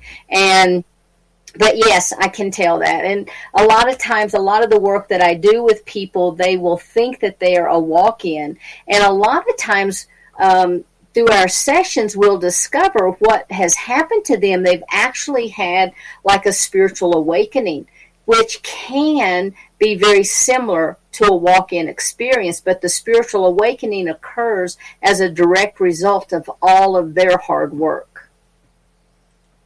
Who makes the rules for this? Is it when you're astral traveling or you're talking to your spirit? Who makes the rules of what can happen and what can't? Well, as far as I'm concerned, and my memory says, when we are in a particular universe, there are universal rules that are in place. We don't make those, but there are universal rules that are set up. And I can say that the universal rules for this universe will be different from another universe. Even within different galaxies, they can tend to shift and change just a little bit. But all of those are set forth in those creation blueprints and within those templates. Laura is asking, how do you know if your guides are good or bad?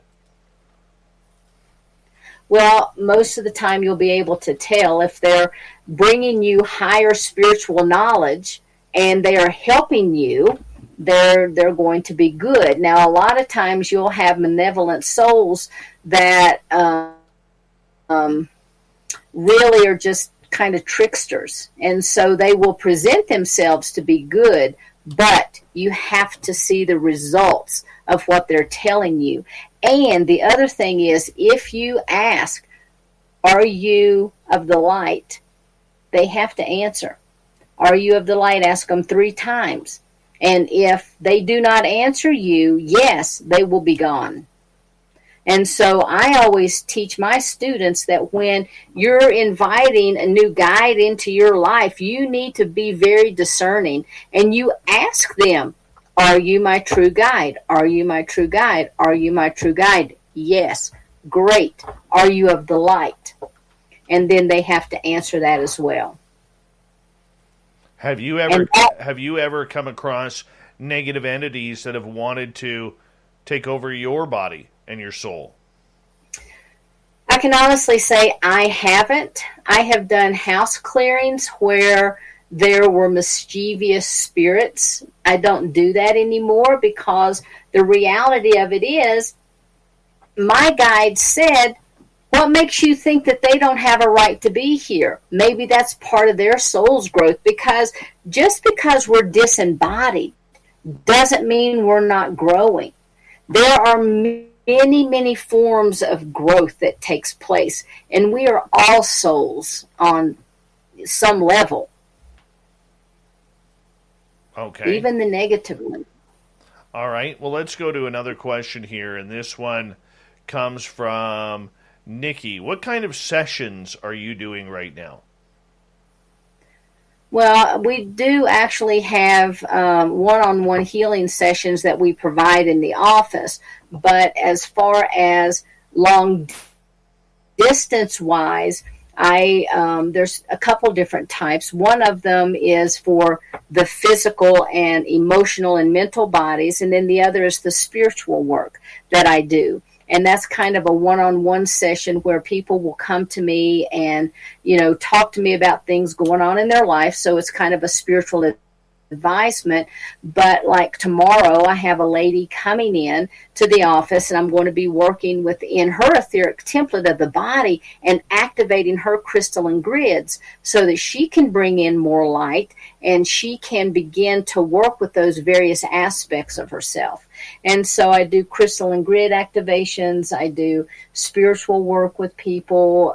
I help them to identify their spiritual guides, to learn shamanic journey, etc. All right, let's go over to Michelle here, who's asking, where does soul retrieval fit into this?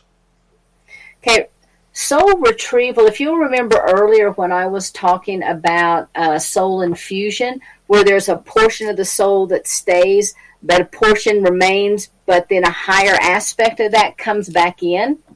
Well, when you have a soul retrieval, what happens is through life experiences, you have had different aspects of the soul that have left, and they can be trapped in a traumatic situation, in a past. They can be in the lower world. They can be in the upper world. No, they'd be particularly in the lower world. But you can go and you call those aspects of yourself back.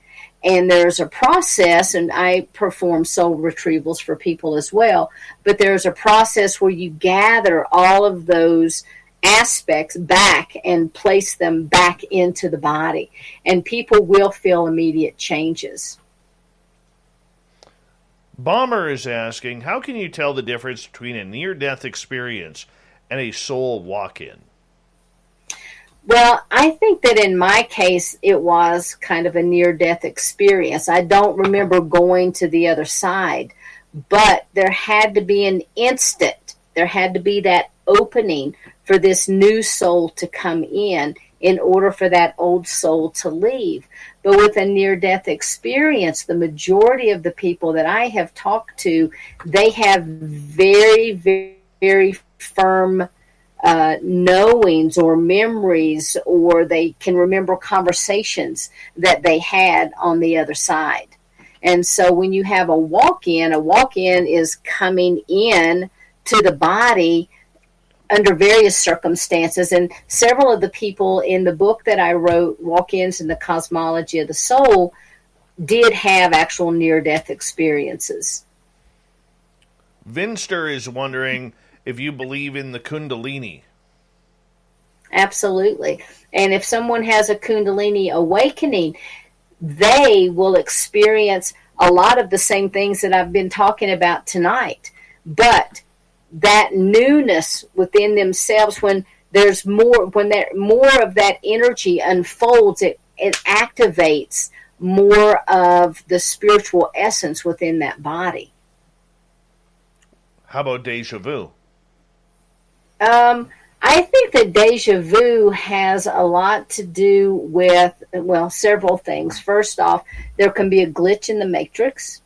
There can be like I mentioned earlier, if you walk across a piece of property that you have owned, or a piece of property that you have been on in a past life, there may have a memory. And then sometimes it's a merging of timelines, because we do have parallel lives that are going on at the same time. So if I'm doing something in this life and the other aspect is doing something in another life, or the other Sheila's doing something at the same time, there's going to be a ripple effect. There's going to be a vibration, and you're going to feel that in the body. Jim is wondering, do walk-ins such as yourself bring with them huge amounts of spiritual energy? In my case, I did. Other people bring a lot of spiritual energy. It just manifests differently. Like for me, I'm more of a spiritual teacher, a way shower, that type of thing. I can think of other people who came in. We're all in service to humanity. So some people came in and they're a nurse. Some people have come in and they're doctors. Some people come in and they're authors. Some people come in and they are setting up services for children. But every walk-in, I've talked to a lot of people that thought they were walk-ins that, in my opinion, were not walk-ins, and we worked through that with them, and they discovered that on their own. But a lot of times, all of the walk-ins that I have talked to are always in service to humanity. Does Mandela effect play into this?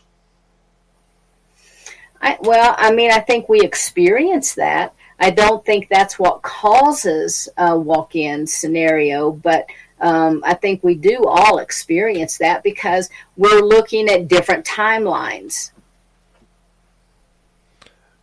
So those timelines, then, are they about different dimensions crossing over? In a way, yes, because they're actually still third dimensional experiences that are happening at the same time. They're just in a different plane, or they're in a different octave, because within each dimension, within the third dimension that we're currently in, but actually I think that we're in the fourth dimension, getting ready to move into the fifth dimension. One of the things that happens is there's a vibratory frequency shift within each dimension that goes from lower to higher, and those are called octaves. And so you can experience different octaves in different dimensions all at the same time. What if we run into ourself, in a different dimension? That happens really all the time. There are, we have multiple aspects of ourselves because we all of those aspects make up. They come from within that oversoul. And so like in my case, I have knowledge of having an aquatic life going on at this time. And I know that I have an aspect of my soul that is in Brazil, that is an older man who is a shamanic practitioner. And when I found that out, I asked my guides if I could go and meet that person, and they advised against it. And so you can be having multiple lifetimes on this planet, and you can be having multiple lifetimes in other dimensions. You can be having multiple lifetimes in other planes or densities. You can be having other lifetimes in different universes, and you can meet up with those other aspects of yourself. And there are times when some of the guides that I work with are actually aspects of myself. And when I incarnated, the part that incarnated within me now is an aspect of my higher self. Is there a God that controls the shots? I believe absolutely, yes. And with God, I call that source energy, and everything emanates from that source energy. And earlier I was talking about if you put a dot on a piece of paper, that's source. And you just keep drawing rings around source. And those are the multiple layers, the multiple experiences, the creation blueprints and templates that's coming into fruition. And within that source, it's my belief that what we call the great central sun is the energetic light that emanates off of source. Do the spirits or the souls have to do a check-in with that source of light, that information, in order to swap like what happened to you? No. All of that is determined on the other side by aspects of yourself, your guides, your teachers, etc. Source energy is from which everything came, and everything that we do, remember, has that collective consciousness component, and it just keeps going up the ladder, so to speak, and everything that we do helps to edify source, because we are an aspect of source. We all came from that source energy. Okay, so... But I don't see source...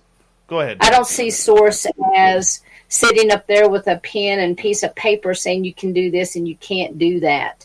That's kind of all the lower management sort of stuff. And there are federations, there are councils, there are different hierarchies, there are, groups, universal groups, there are galactic cosmic groups, there are solar system groups, but they themselves are not the ones that govern the information of the soul or the decisions of the soul. How much control does free will have? Well, if you'll remember, if you've drawn the dot and you've gone around and you've made all those little circles and you come to what's called the Master Oversoul, and there's that etheric template of the Master Oversoul, every choice that any soul could ever make possibly is within that etheric template. And then it would come down next to the Universal Oversoul. And within that Universal Oversoul, there is an etheric template. And all of the choices that can be made within that particular universe are then within that template. And so those templates, as I said, let's use the grocery store. The grocery store is the template. The items in the grocery store are the choices that we can make.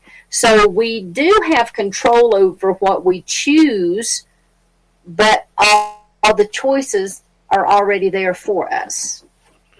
Makes sense. But do we have someone guiding us? Is that what our spirit guides are for? Or do we have that free will to say to our spirit guides, look, this is the path I want to take. It may not be the right path, but this is where I'm going. We can most certainly do that because we do have that free will. Our guides are there to assist us. They cannot force us to do anything. They're there to assist us. They're probably sitting there like, oh my gosh, what are they doing now? Kind of thing. But you also have to remember, in another lifetime, you could have been my guide or I could have been your guide.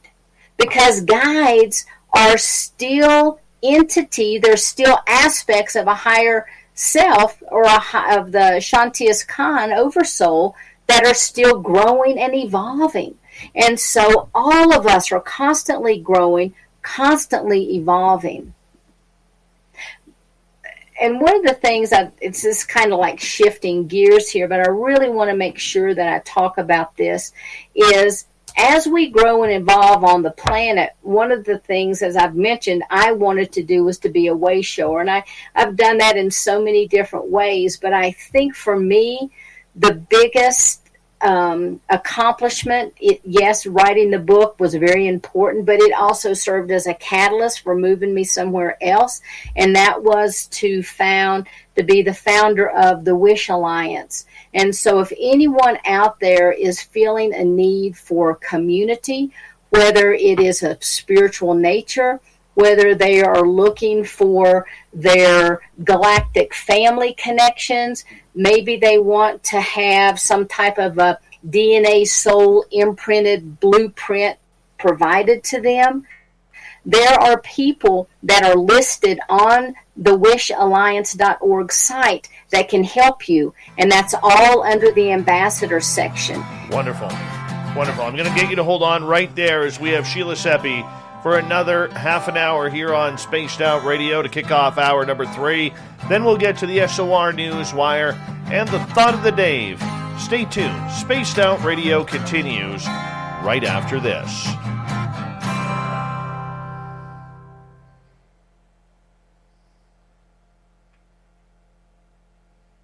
All right, I'm going to just run my dogs out one final time here. I'll be right back, okay?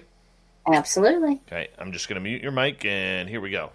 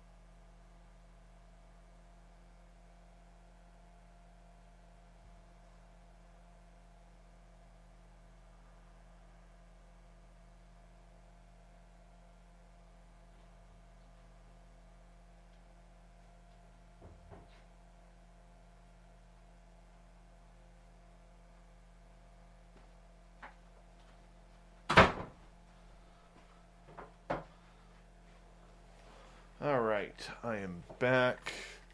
Got a moth flying around the studio here, which is always fun. Hello, Major Lee. How are you?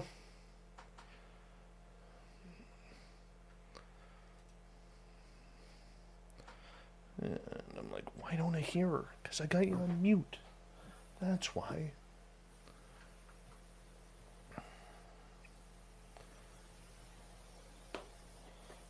Yeah, I want to be sure to mention that we have James Twyman as our speaker tomorrow night, and it's always open. There's no charge. Perfect. Food Alliance. Sure. Thank you. Not a problem. We'll lead into that.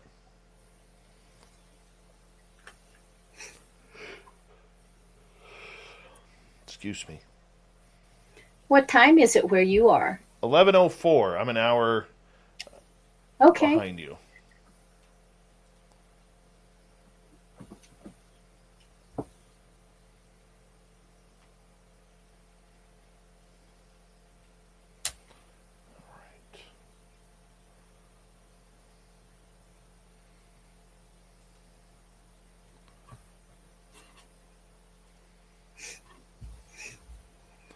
We have about a minute and a half here.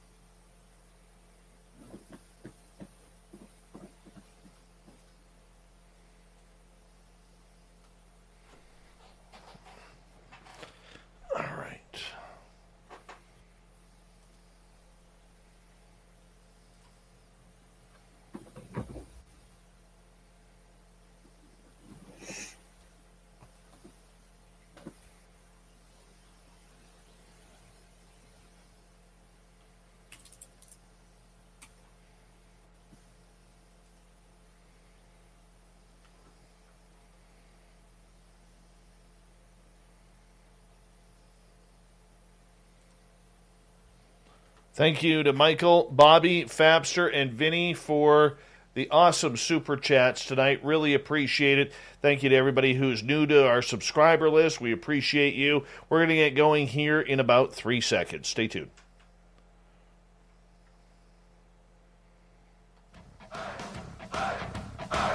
Would you like to connect with us? Head to spacedoutradio.com for all your latest show info. Now, back to Dave Scott and SOR. Third and final hour of Spaced Out Radio is underway tonight. My name is Dave Scott. Thank you so much for taking the time to join us. Really do appreciate earning your listening ears wherever you are on this beautiful planet we call Earth. Thank you to everyone tuned on in to our terrestrial affiliates around North America and digitally on TalkStream Live, Revolution Radio, and KPNL. All of our archives are free by going to youtube.com/Spaced Out Radio. Just do me the favor, hit that subscribe button. The Desert Clam has set the password for tonight in the SOR Space Travelers Club. Fustian. Fustian is your password. Use it wisely, Space Travelers, as the Clam sets the password each and every night right here on Spaced Out Radio. Our website is spacedoutradio.com, where we have a plethora of features for you, including rocking out to Bumblefoot and reading up on Captain Shirk's SOR Newswire. Follow us on Twitter at Spaced Out Radio and on Instagram at Spaced Out Radio Show. For the final time tonight, we bring in our guest, Sheila Seppi. SheilaSeppi.com is her website. We're looking at walk-ins, cosmology, and everything in between. Sheila, you have an event coming up here pretty soon. Yes, thank you so much. Every month through the Wish Alliance, we have a variety of speakers that come and will talk on a variety of different topics.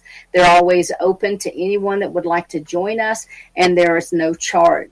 And it's used on every Thursday and also on the second Monday. But you can find out who all of the speakers are by going to wishalliance.org and going to the tab, click on the events, and then there'll be you just have to scroll down. First, we have a hybrid conference that's coming up July the 24th and 25th, where individuals will be coming that are actually hybrids themselves, and they'll be sharing their stories. So you can sign up for that by going to portaltoascension.com or .org, portaltoascension.org, or you can just, again, go to the wishalliance.org to our event section. And then tomorrow night, we have James Twyman, who will be speaking. And we always start at 6 o'clock Mountain Time. So it's 6 p.m. Mountain Time. And again, if there's anyone out there that's listening that would like to join these meetings or become part of the Wish Alliance, please just let me know. And you can do that by signing up, going to the wishalliance.org to the contact section, and then in the comments you can say, I want to become part of it. I want the link for tomorrow night, because I do need to send you the link. So anyone interested, please feel free to join us. And that, again, is just part of our mission to provide community for people that are of like mind, whether it's a walk-in, indigo, starseed, hybrid, dimensional, angel, whoever it is. If you feel called to come to these meetings, we would love to have you there, and they're always on Zoom. All right. Let's get to a couple questions from our audience. Vinny is asking, is astrology related to all of this? You know, astrology is, I'm not a big student of astrology, although I do believe in it. It's just not one of those areas that I have really delved into. However, the astrological alignments definitely come into play. Like when I came in, my birth date originally was September 5th, so I was Virgo. And when the walk-in came in, I came in on the cusp, and I'm like a double Virgo. And so, boy, do I have those organizational tendencies. Just ask my husband, and he'll tell you. But yes, I do believe that astrology has a huge play, because that also helps to affect our personality. It affects the jobs that we're going to have in our lifetime, etc. Follow-up from Vinny. What's your thoughts on ghosts and the paranormal? There are several different things. Obviously, ghosts are disembodied souls. And a lot of times what will happen is a soul, when it leaves, depending on the thought processes that you have in this life, we're co-creators of our reality. And so when we have certain thought processes, and these co-creations all, again, come from Source, God. But when we have certain belief systems, then that's what we will find on the other side. So if I believe that when I die, I'm immediately going to a spaceship, that's the first thing I'm going to experience. If I believe that there is nothing after life, I'm going to experience that for a little while. If a soul was not prepared to leave the body and there's an automobile accident, that soul will leave the body before the accident. But as that impact occurs and that soul leaves, it may be shocked. It may be unaware. There may not be someone right there immediately to guide them through. And that may be the experience that they need to have just as much as the life experience. So ghosts are actually disembodied souls. And because there is no time, truly, on the other side, there's nonlinear time. So to that soul that's disembodied, they don't know that they may be going through a time loop and doing the same thing over and over again. They may look at us as being the ghost. What is that person doing in my home? Makes a lot of sense. Makes a lot of sense. All right. So with spirits and ghosts, do you notice, or have you noticed, that ever since you had your soul changeover, that all of a sudden you have more paranormal activity around you? Your house is haunted. You see spirits. Well, I can tell, I can feel, sometimes I will see them, but I do not have negative spirits around me. So at the one point in time when we lived in a house, there was, in the house, it was like an apartment complex, and the houses were relatively close together. There was like a portal that was open under this one house, and there was like this river almost of souls, or a river of goo that went through our property. And it didn't matter what I did, eventually those souls would come back. But when they would contact me, they were more aggravating than anything. I would be asleep and I could literally feel like a tapping or something on my body, and I would wake up and it's like, what do you want? You know, I fed them. I tried to educate them. I did everything I knew, and they were just there. They were just aggravating. But I don't think that it was because I'm a walk-in. I think it's because I was more open to that kind of energy. But that's the only place that I have ever experienced that. Any other place, I've been very sensitive to maybe disembodied spirits, but they're not there because I'm a walk-in. They're there because I'm in their space. Major Lee is asking, will we ever have a scientific model of consciousness, or is this beyond science? I don't know if there could be a model, just like what I have tried to do in my explanation of coming from source all the way down into the human body. We can have diagrams and we can talk about different levels or different frequencies, but the reality of it is everything has consciousness. Everything is coming from source.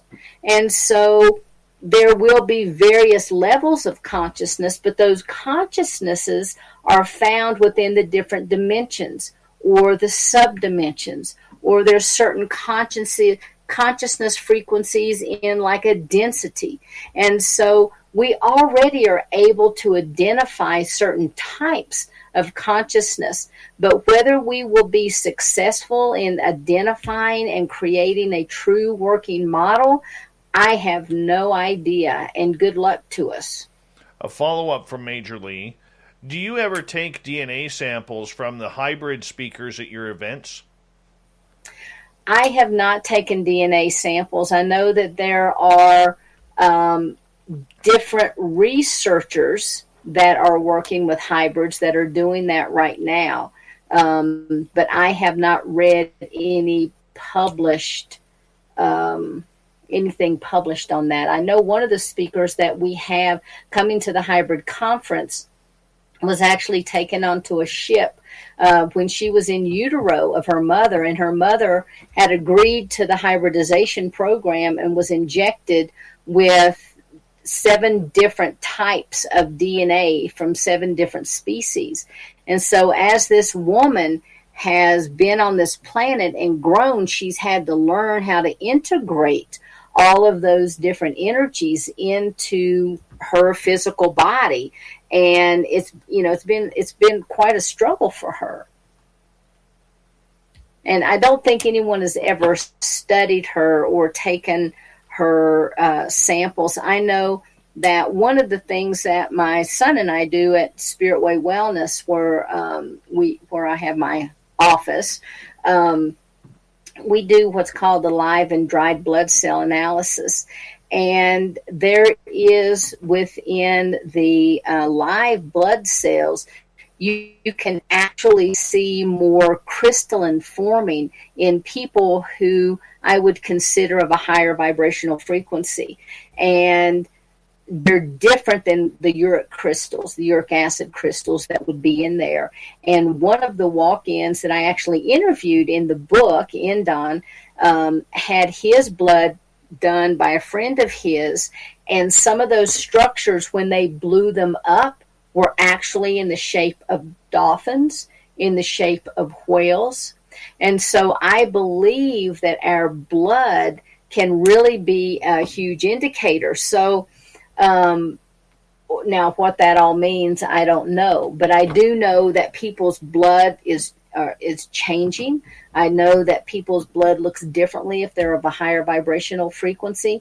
And so I am sure that when those reports come out about the hybridization and all the DNA work that's being done, whether it's the epigenetics or whatever they're working on right now, it's going to be very fascinating. Sheila Seppi is our guest tonight on Spaced Out Radio. We got her till the bottom of the hour. Michael is asking, have you seen loved ones who have passed away on the other side? Yes, I have. Every time that I have a loved one that passes away, they always come to me and will give me messages to give to their family. And it may not make any sense to me at the time, but I try to give those messages unfiltered to whomever. So even though it's like within my family, it'd be like their immediate family. And then I've also had clients who have passed who will come to me and I'll give messages to their family. Very cool. Very cool. What's that like to communicate with spirit? Just like what we're communicating right now.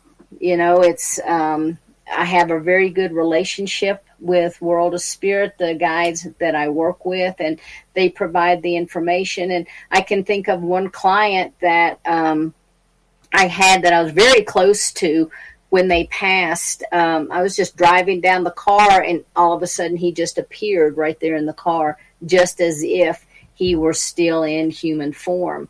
And so, I think, to be honest with you, I have been guarded, guided, and protected the whole time that I've been here. I've not had negative interactions with spirits. Yes, we did have those malevolent little aggravating things that came from that river.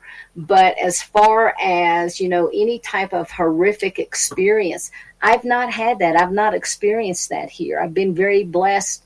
I do part of that collective consciousness, part of the collective that I came from was blessed with the Christ consciousness. And so I think that because I came in with more of the higher spiritual essence intact, that maybe that's what has protected me. I'm not sure, but I do know that I have been guided, guarded, and protected, and I've just had a beautiful time while I've been here. Aaron is asking, what do you think about orbs?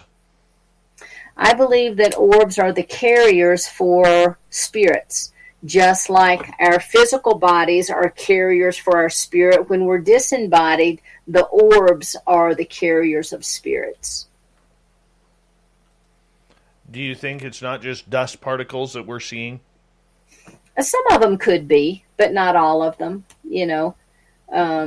Very few. If you get like, I can't think of the plasma beings. Those definitely are not dust particles. Some of them could be, but I would say very small fraction. Nikki is asking, have you ever closed portals or vortexes?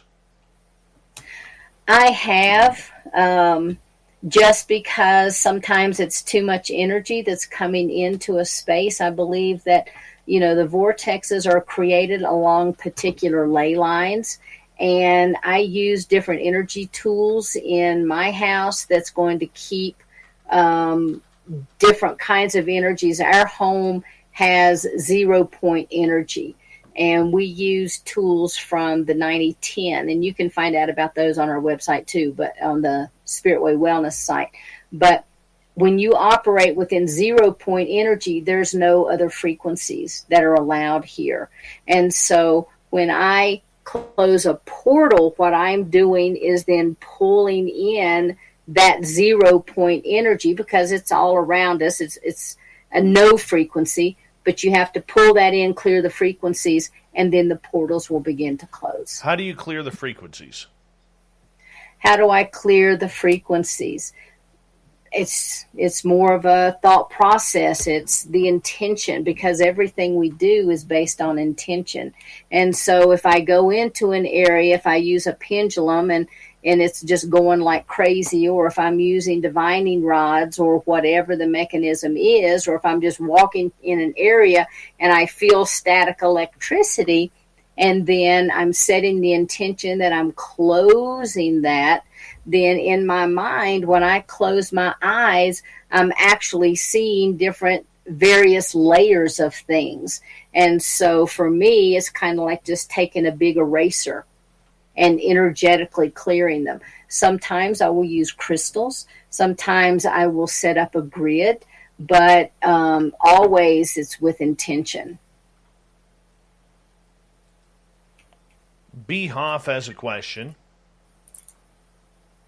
Do loved ones ever drop or watch us?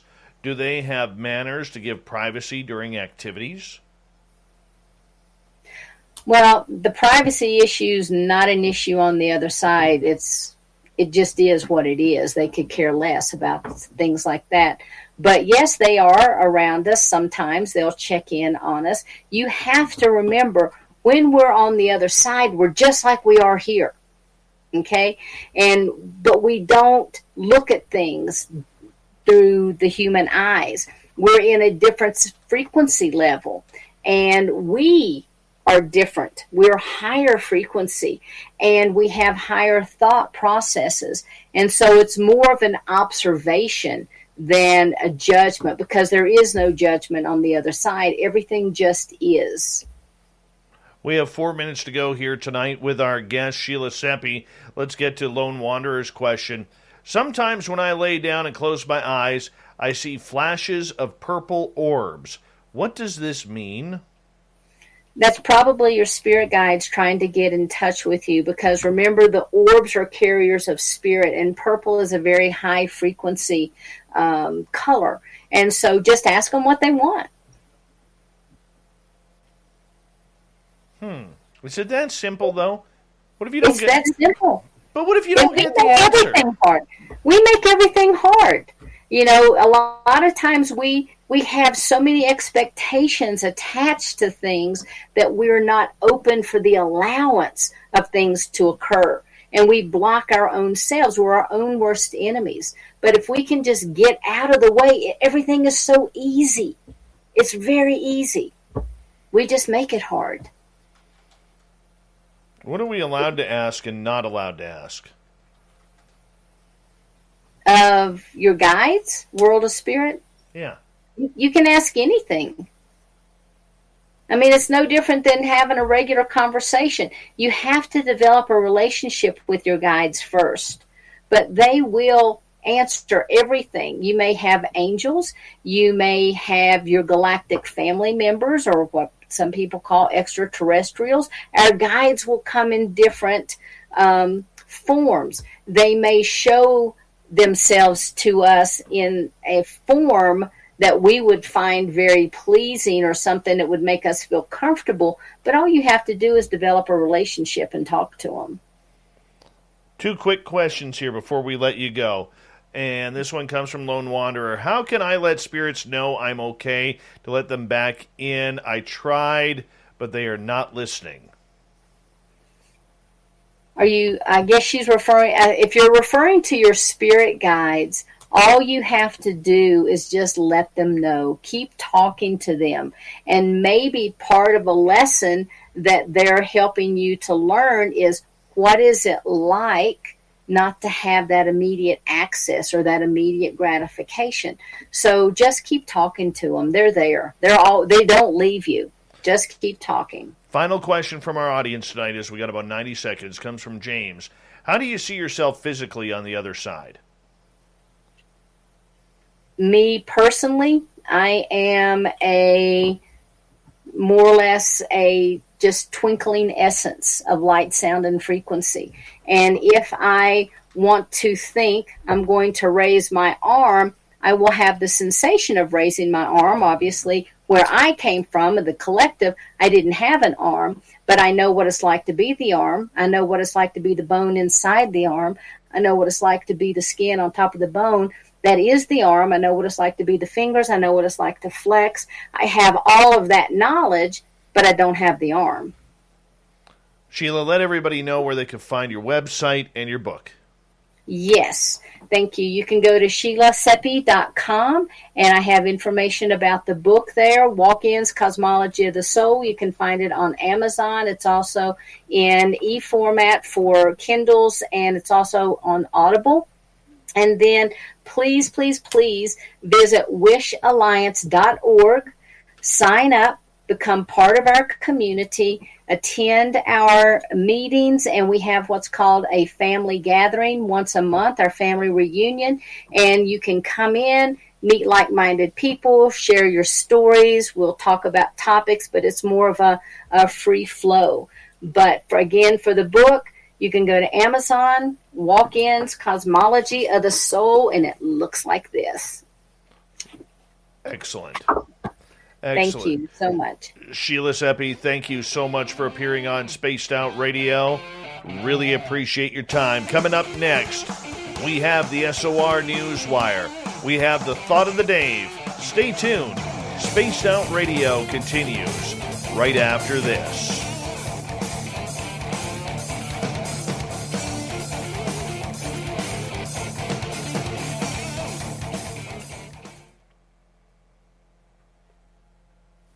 Great show, Sheila. Thank you so much. Thank you. This was so fun. Thank you for inviting me. Well, that's what we like to do here on SOR every now and again. We really appreciate that. Well, thank you very much. Oh, not a problem. I'll let you get to bed. Okay. Enjoy the rest of the show. Take care. Okay, good night. Bye-bye. That's Sheila Seppi, everyone. Wonderful person. Wonderful. Absolutely love her. Love her! That was a good show. Hey, gorgeous Jean Beckett.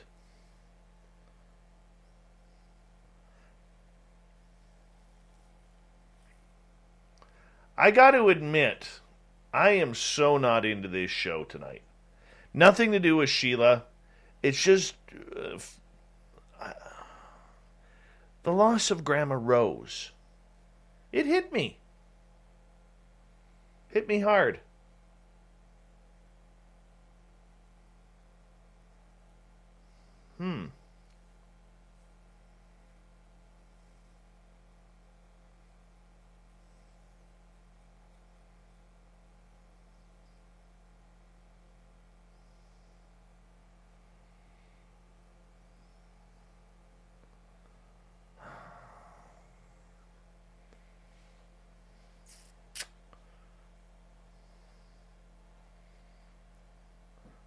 Oh, I'm sure Vinny's relatives just shake their head and cover their eyes.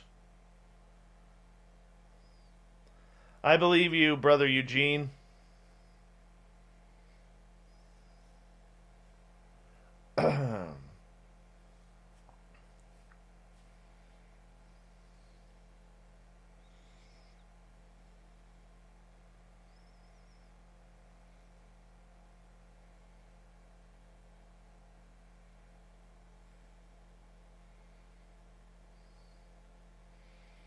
Well, Fapster is Grandma Rose's grandson. And Fap, when he used to take care of Grandma Rose, they'd sit and listen to this show. And I think it was about a year and a half ago, maybe 2 years ago, we actually called Grandma Rose one night. And we absolutely love her. And so, Fap, I know I already said it, man, but my heart goes out to you. My heart really goes out to you.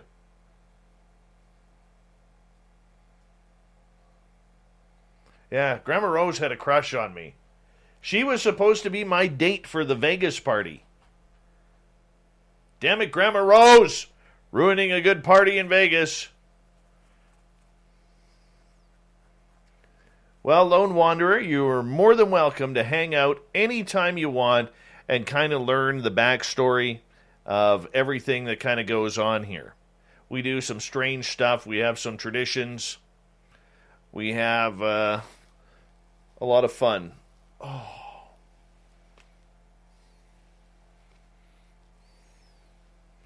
The Vegas party will be right now. It all depends when the Canadian border opens up.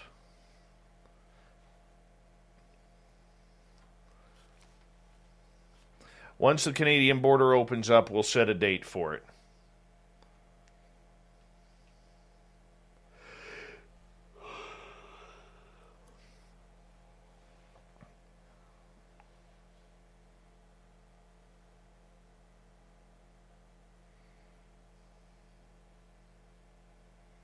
Then all of you will be invited. Tomorrow night on the show, we're going to talk Mokili Mbembe and other strange cryptids. Alex Mistretta will be here. He only does his work shirtless. Bomber has a very strong comment. Welcome to SOR, Lone Wanderer. Nothing you need to be scared about here except the size of Fap's head. That's scary. This is true. This is true. Fap has a giant melon. In fact, if this was Fap behind the mic, it'd be like this. Hey, where's the guest? Where's the guest? I'm Fap. Look at my head. It's true.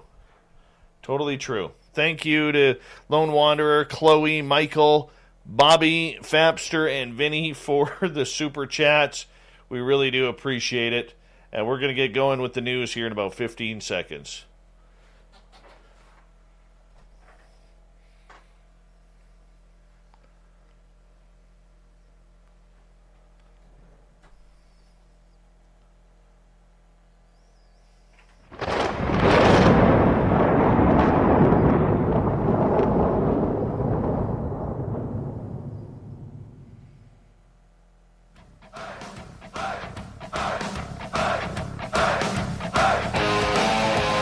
We rounded third. We're heading for home tonight on Spaced Out Radio.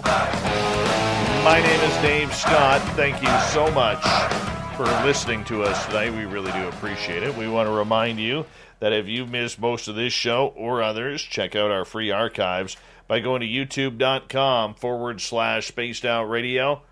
Do old Davey the favor, hit that subscribe button.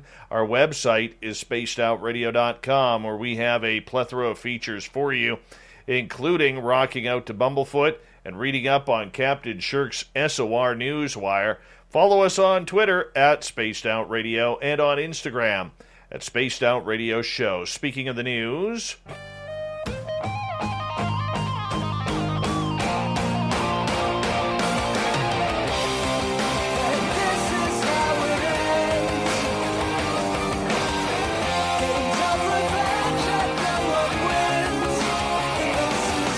the news is always changing, which is why we bring you the SOR Newswire at the back end of every show, where we get to the weird, the strange, the wacky, and sometimes, oh goodness, I just lost the story. I was going to talk about the news. Hold on, we gotta make a change here. Captain Shirk, I screwed up. She's going to be like, "What did you do, David? What did you do?" Well, I accidentally closed off the story that I was getting to. Hold on, I got to find it here. This is the beauty of live radio, is sometimes things happen that you don't plan on, like accidentally closing a window that has your first story on it. And I got to find it now, because this is going to absolutely screw me up. There it is. There it is. We got it. All right, here we go. NASA Administrator and former astronaut Bill Nelson believes it's likely that humans will get some kind of indication that intelligent life outside of our own exists in the universe. The 78-year-old former U.S. Senator told CNBC's Shepard Smith that it's likely that life exists in the universe, pointing to its age and expanse as potential reasons for intelligent life to exist. If you have a universe that is 13.5 billion years, it is so big, is there another chance for another sun and another planet that has an atmosphere like ours, Nelson said? I would say yes. So I think we're going to get some indication that there is intelligent life out there. He added that NASA has been involved for years looking for life, referring to NASA's astrobiology program. We're looking for life on Mars, on the other planets, in the cosmos, trying to determine other suns that have planets with habitable atmosphere, Nelson pointed out. NASA's Perseverance rover, along with its Ingenuity helicopter, are currently on the Red Planet looking for fossilized evidence of life as one of the mission's main goals. Nelson's comments on the subject are the second time in less than 2 weeks he has said humans may not be alone in the universe. After the release of the Pentagon report on unidentified aerial phenomena last month, Nelson said that he has seen the classified version and believes there is clearly something there. We don't think it's an adversary. Oh, interesting. Let's read this here for a second. We don't think it's an adversary, but when it comes to the universe, remember, the universe is so large, we have a program in NASA called the Search for Extraterrestrial Intelligence. But thus far, we haven't had any received communication from something that is intelligent. Oh, come on. That's because you guys have had the blinders on. June's long-awaited report from the Pentagon on the subject of unidentified aerial phenomena offered no explanation for the 143 of the 144 observations dating back to 2004. The declassified report, which came from the Office of the Director of National Intelligence, added that it lacks sufficient data to determine the nature of mysterious flying objects. In 18 incidents described in 21 reports, observers reported unusual UAP movement patterns or flight characteristics. Some UAP appeared to remain stationary in winds aloft, move against the wind, maneuver abruptly, or move at considerable speed without discernible means of propulsion. In a small number of cases, military aircraft systems process radio frequency energy associated with UAP sightings. Don't you love it when they just regurgitate what we already know?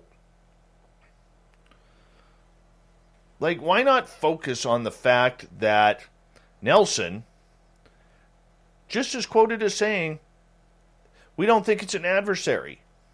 Guess what we've been hearing for months? Threat. Adversary. Threat. Adversary. Threat. Adversary. How about we just call it for what it is? We don't know. Seems like everyone in the Azalea Heights neighborhood of McKinleyville, California, had a different name for the peacock that visited their homes almost every day. One local family called it Peony. The residents of the Azalea Estates mobile home community called it Mr. P. And Melissa and Mike Glass, who gave the bird his own enclosure on their property, called him Azul. He literally showed up out of the blue one day, Melissa said. He's just been part of our life ever since.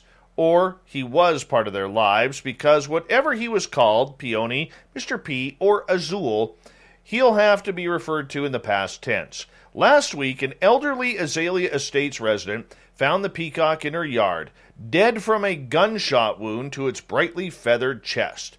The bird's death clearly wasn't accidental, not unless another peacock grew a set of thumbs and carelessly handed a .22 and shot it.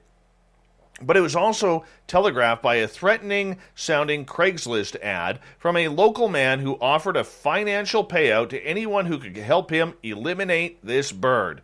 After the peacock's body was found, Kelsey Redant remembered seeing the upsetting Craigslist post several weeks earlier. She had sent screenshots of the ad to her dad, who frequently gave the bird a breakfast-time slice of sourdough bread. He feels really responsible, like he should have done more when we saw the ad, called the sheriff in. We didn't think anybody would actually do it, but man, were we wrong. The now deleted Craigslist post is 100% clear in its intention. This is what it says. The job is simple. Get rid of a wild peacock that is disrupting our lives, it read. Locating the bird is easy, as it roosts in the trees near my house every evening about 8 to 8:30 p.m. Please contact me so we can form a strategy to eliminate this bird and to also agree on how much you will be compensated. The poster wrote that the peacock's call had been an unwanted alarm clock for several months, waking him up every morning between 5 and 5:30 a.m., and continues calling for about 3 hours. He said he tried earplugs and putting a pillow over his head, but nothing worked, and clearly there were zero other options on the continuum between wearing earplugs and murdering a bougie-ass chicken. Melinda and Mike Glass looked at screenshots of the ad after their beloved bird was killed. Mike was given the grim task of removing its blood-soaked body from the neighbor's yard, and they noticed that whoever wrote the listing had included a Google Maps link at the bottom. They also realized that they knew exactly who lived in the house designated on the map, because he'd previously asked them about ushering the peacock out of the neighborhood. He also approached other people in the neighborhood, both in person and by email, to ask them about relocating the bird to some other street or some other subdivision. He told them that he was an animal lover, but once the open letter was to Ken Salazar, then Secretary of the Interior, advocating for an increased environmental protection for polar bears, but his affinities might be limited to some kind of animal that lives 2,300 miles away. Well, this has created quite a hue and cry. I mean, first off, somebody actually posted on Craigslist. It's 2021. And somebody's still posting on Craigslist? Didn't Craigslist kind of die off a couple of years ago when they decided no more personal ads? Pretty much killed their business? Either way, different subject. The Lost Coast Outpost reached out to the man and asked the outlet to confirm that the peacock was indeed dead, then declined to answer the question about the Craigslist ad or about the bird. If a crime has been committed, then I'm consulting an attorney, he said. I believe that would be prudent. No one seems to have determined whether a crime was committed or not, nor have they untangled what the Craigslist poster's role was. A spokesperson for the Humboldt County Sheriff's Office confirmed that the agency is investigating the incident. A potential suspect has been identified by deputies, and a search warrant was served at a residence on Hewitt Road in relation to the investigation. No arrests have been made at this time. The crimes currently being investigated are animal cruelty and conspiracy to commit a crime. Now, Mike and Melissa Glass have considered the possibility of filing a civil lawsuit, while other neighbors are concerned what the man might do if, say, someone's barking dog wakes this guy up next time. Someone should think about moving something in that's truly annoying to this person. Aggressive geese come to mind, but I'm not sure there are other things. You know what? Canadian Geese will take care of this. This is a mission for Canadian Geese. But seriously, this is the type of person that I worry about. They got to take the law into their own hands. I wonder if this guy thought about closing his window so that way he could muffle the bird sounds. I have a horn that blasts, like an air raid horn, every time the fire department gets called out in my rural area. You know what? I close my windows if I don't want to hear it loud. It works. Yeah. Close the windows, earplugs, maybe turn on some music. YouTube's full of it. No, this guy's just an a-hole. Just an a-hole. All right. Let's head over to China, where the lovely Communist Party is shutting down things again because, we're not allowed to have fun in China. Chinese gaming giant Tencent is rolling out facial recognition to stop children playing between 10 o'clock at night and 8 in the morning.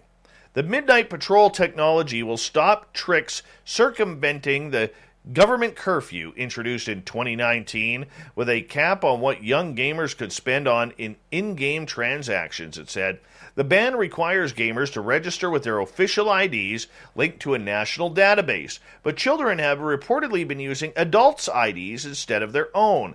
And now anyone playing for a certain length of time will require a facial scan to prove they are an adult.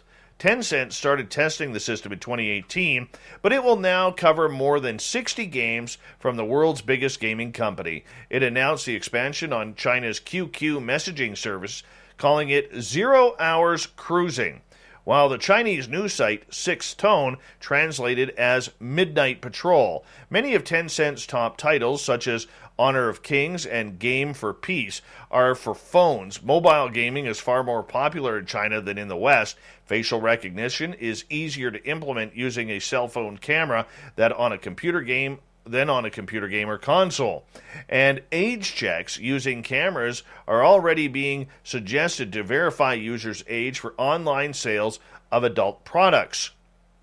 The World Health Organization formally recognized gaming addiction in 2018, and the following year the NSH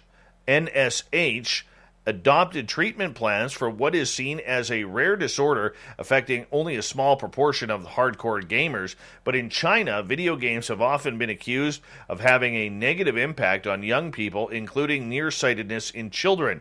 And in a bid to tackle what China considers problem gaming, all new titles must be approved by a regulator, which in 2018 froze releases and has since appeared to limit the number. Communism at its best, everyone. Communism at its best. A New England homeowner received a shock recently when they discovered a rare Pablo Picasso work in their relative's main home. The framed 16 by 16 inch piece of paper, inscribed at the bottom right with the artist's signature, had sat in a closet for 50 years. The unnamed individual writes in a statement published on liveauctioneers.com. After spending decades hidden away, the surprising find sold at auction last Saturday for more than $150,000, reports Travis Anderson. The reports and the work was auctioned off alongside more than 550 paintings, sculptures, and other items recovered from private estates in Massachusetts, New Hampshire, Maine, and Connecticut. In their statement, the seller, who has chosen to remain anonymous, said that their grandmother and great-aunt both studied art in Europe during the 1920s. Their aunt reportedly collected rare books and art. Each woman led an interesting life with uncommon travels, which was afforded to them by their uncle who owned mills in Maine, the statement explains. This painting was discovered in a house owned by my great-aunt, which was passed down to her from her uncle in the late 1930s. The seller adds there were several paintings kept in a closet for 50 years, including this example, which were left by her at the time of the passing of the house to my father and now to me. Picasso made a name for himself in the early 20th century Europe by experimenting with Cubism. His geometric paintings from Guernica and Les Demoiselles d'Avignon towed the line between abstraction and figuration. But as the National Opera of Paris points out, the artist had also had a long, lesser-known career as a theater designer. That's very cool. Very cool. Let's move on. Here's a cool story. Oregon authorities say a Portland man is a hero. Why? Because there was a shooting incident that saw 29 bullets fly before witnesses subdued and beat up the suspect, who was the only person injured. A neighbor snuck up on a gunman and knocked him out before others helped tie him up. Luke Stolyarsky allegedly fired more than 24 rounds indiscriminately at an occupied apartment in southwest Portland around 1 a.m. on June 29th. No one was injured, thankfully, except for the suspect after witnesses disarmed him and detained him. After being woken up by a loud argument, a neighbor identified in court documents as John Dixon went outside and saw the suspect with a handgun and green laser. Stolyarsky left, but then came back with an AR-15, which he is accused of firing at random towards a row of apartments. Dixon crept up and bashed the 140-pound suspect with a stick. He then wrestled the gun away, narrowly avoiding getting shot, and pummeled the gentleman with his fist until he was unconscious. Responding officers arrived outside of Stevens Creek Crossing Apartments in response to multiple 911 calls and found several people standing around the defendant, who was hogtied and being beaten up. The incident started after a dispute over noise and a dog between Stolyarsky and another neighbor, Kenneth Nelson, according to court documents. He was armed with a handgun at first, but went home and returned with the rifle before opening fire. Police say that they recovered 29 shell casings and an AR-15 at the scene. They also saw bullet strikes in multiple cars and apartments and found a handgun at Stolyarsky's apartment in the neighboring building. Additionally, surveillance video allegedly shows Stolyarsky firing at a man fleeing through the parking lot. Responding officers took Stolyarsky to a hospital and charged him with multiple counts of unlawful use of a weapon, criminal mischief, and discharging a firearm. The citizens won this one. By the way, his top charge right now, attempted second-degree murder, and he'll be in jail for a while.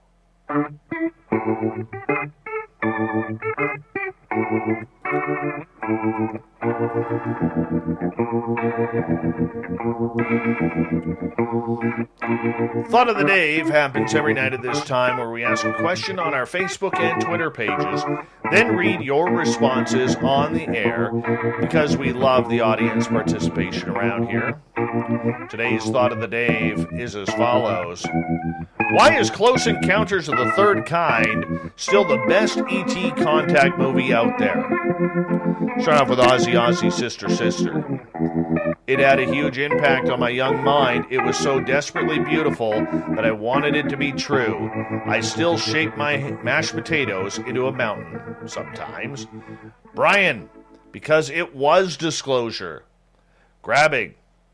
The ending depicts many of our dreams. Excellent film. Paul, I never liked the ending when I was a kid. Too lame. The abductions were happening and they were not being held accountable.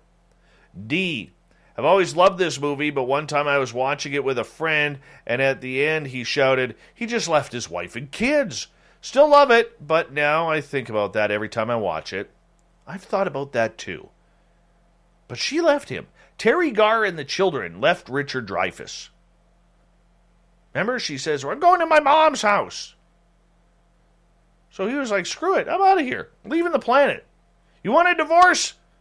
You want child support? You want spousal support? Come find me in space." That's exactly what happened.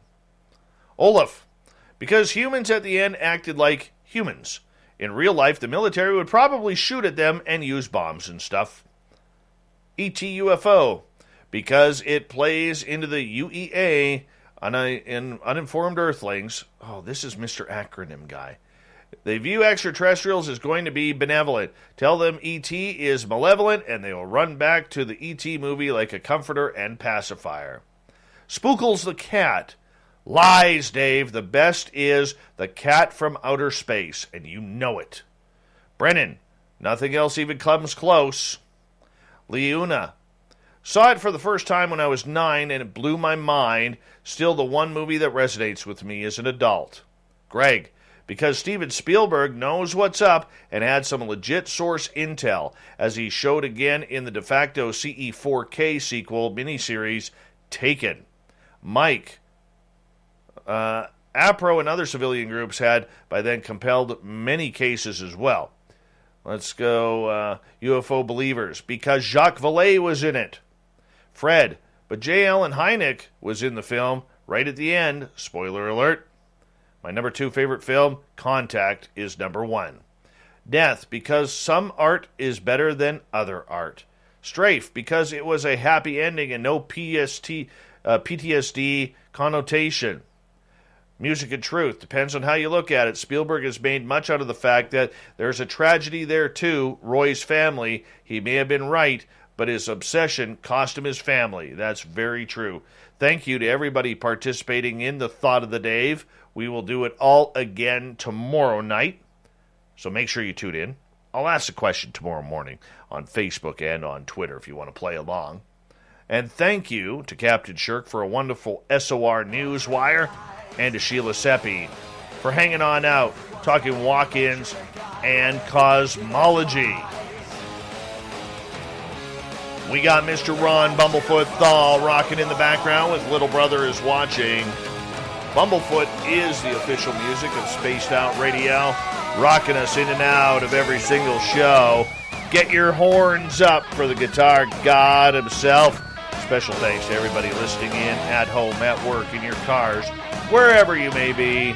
Thank you to everyone tuning us in on YouTube, LGAB, Revolution Radio, Spreaker, Facebook, Space Travelers Club, and on Twitter at hashtag Spaced Out Radio.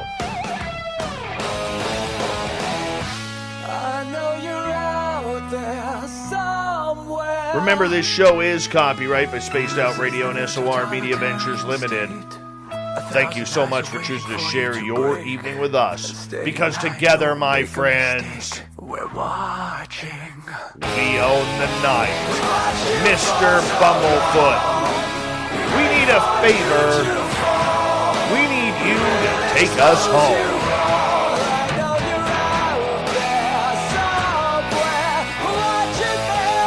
This one's for you, Grandma Rose, as you kick off into the sunset, entering your next journey. We love you.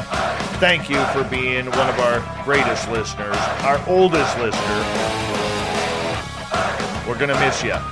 We dedicate this show to you. Good night, Grandma Rose. And good night, everybody. We'll see you tomorrow.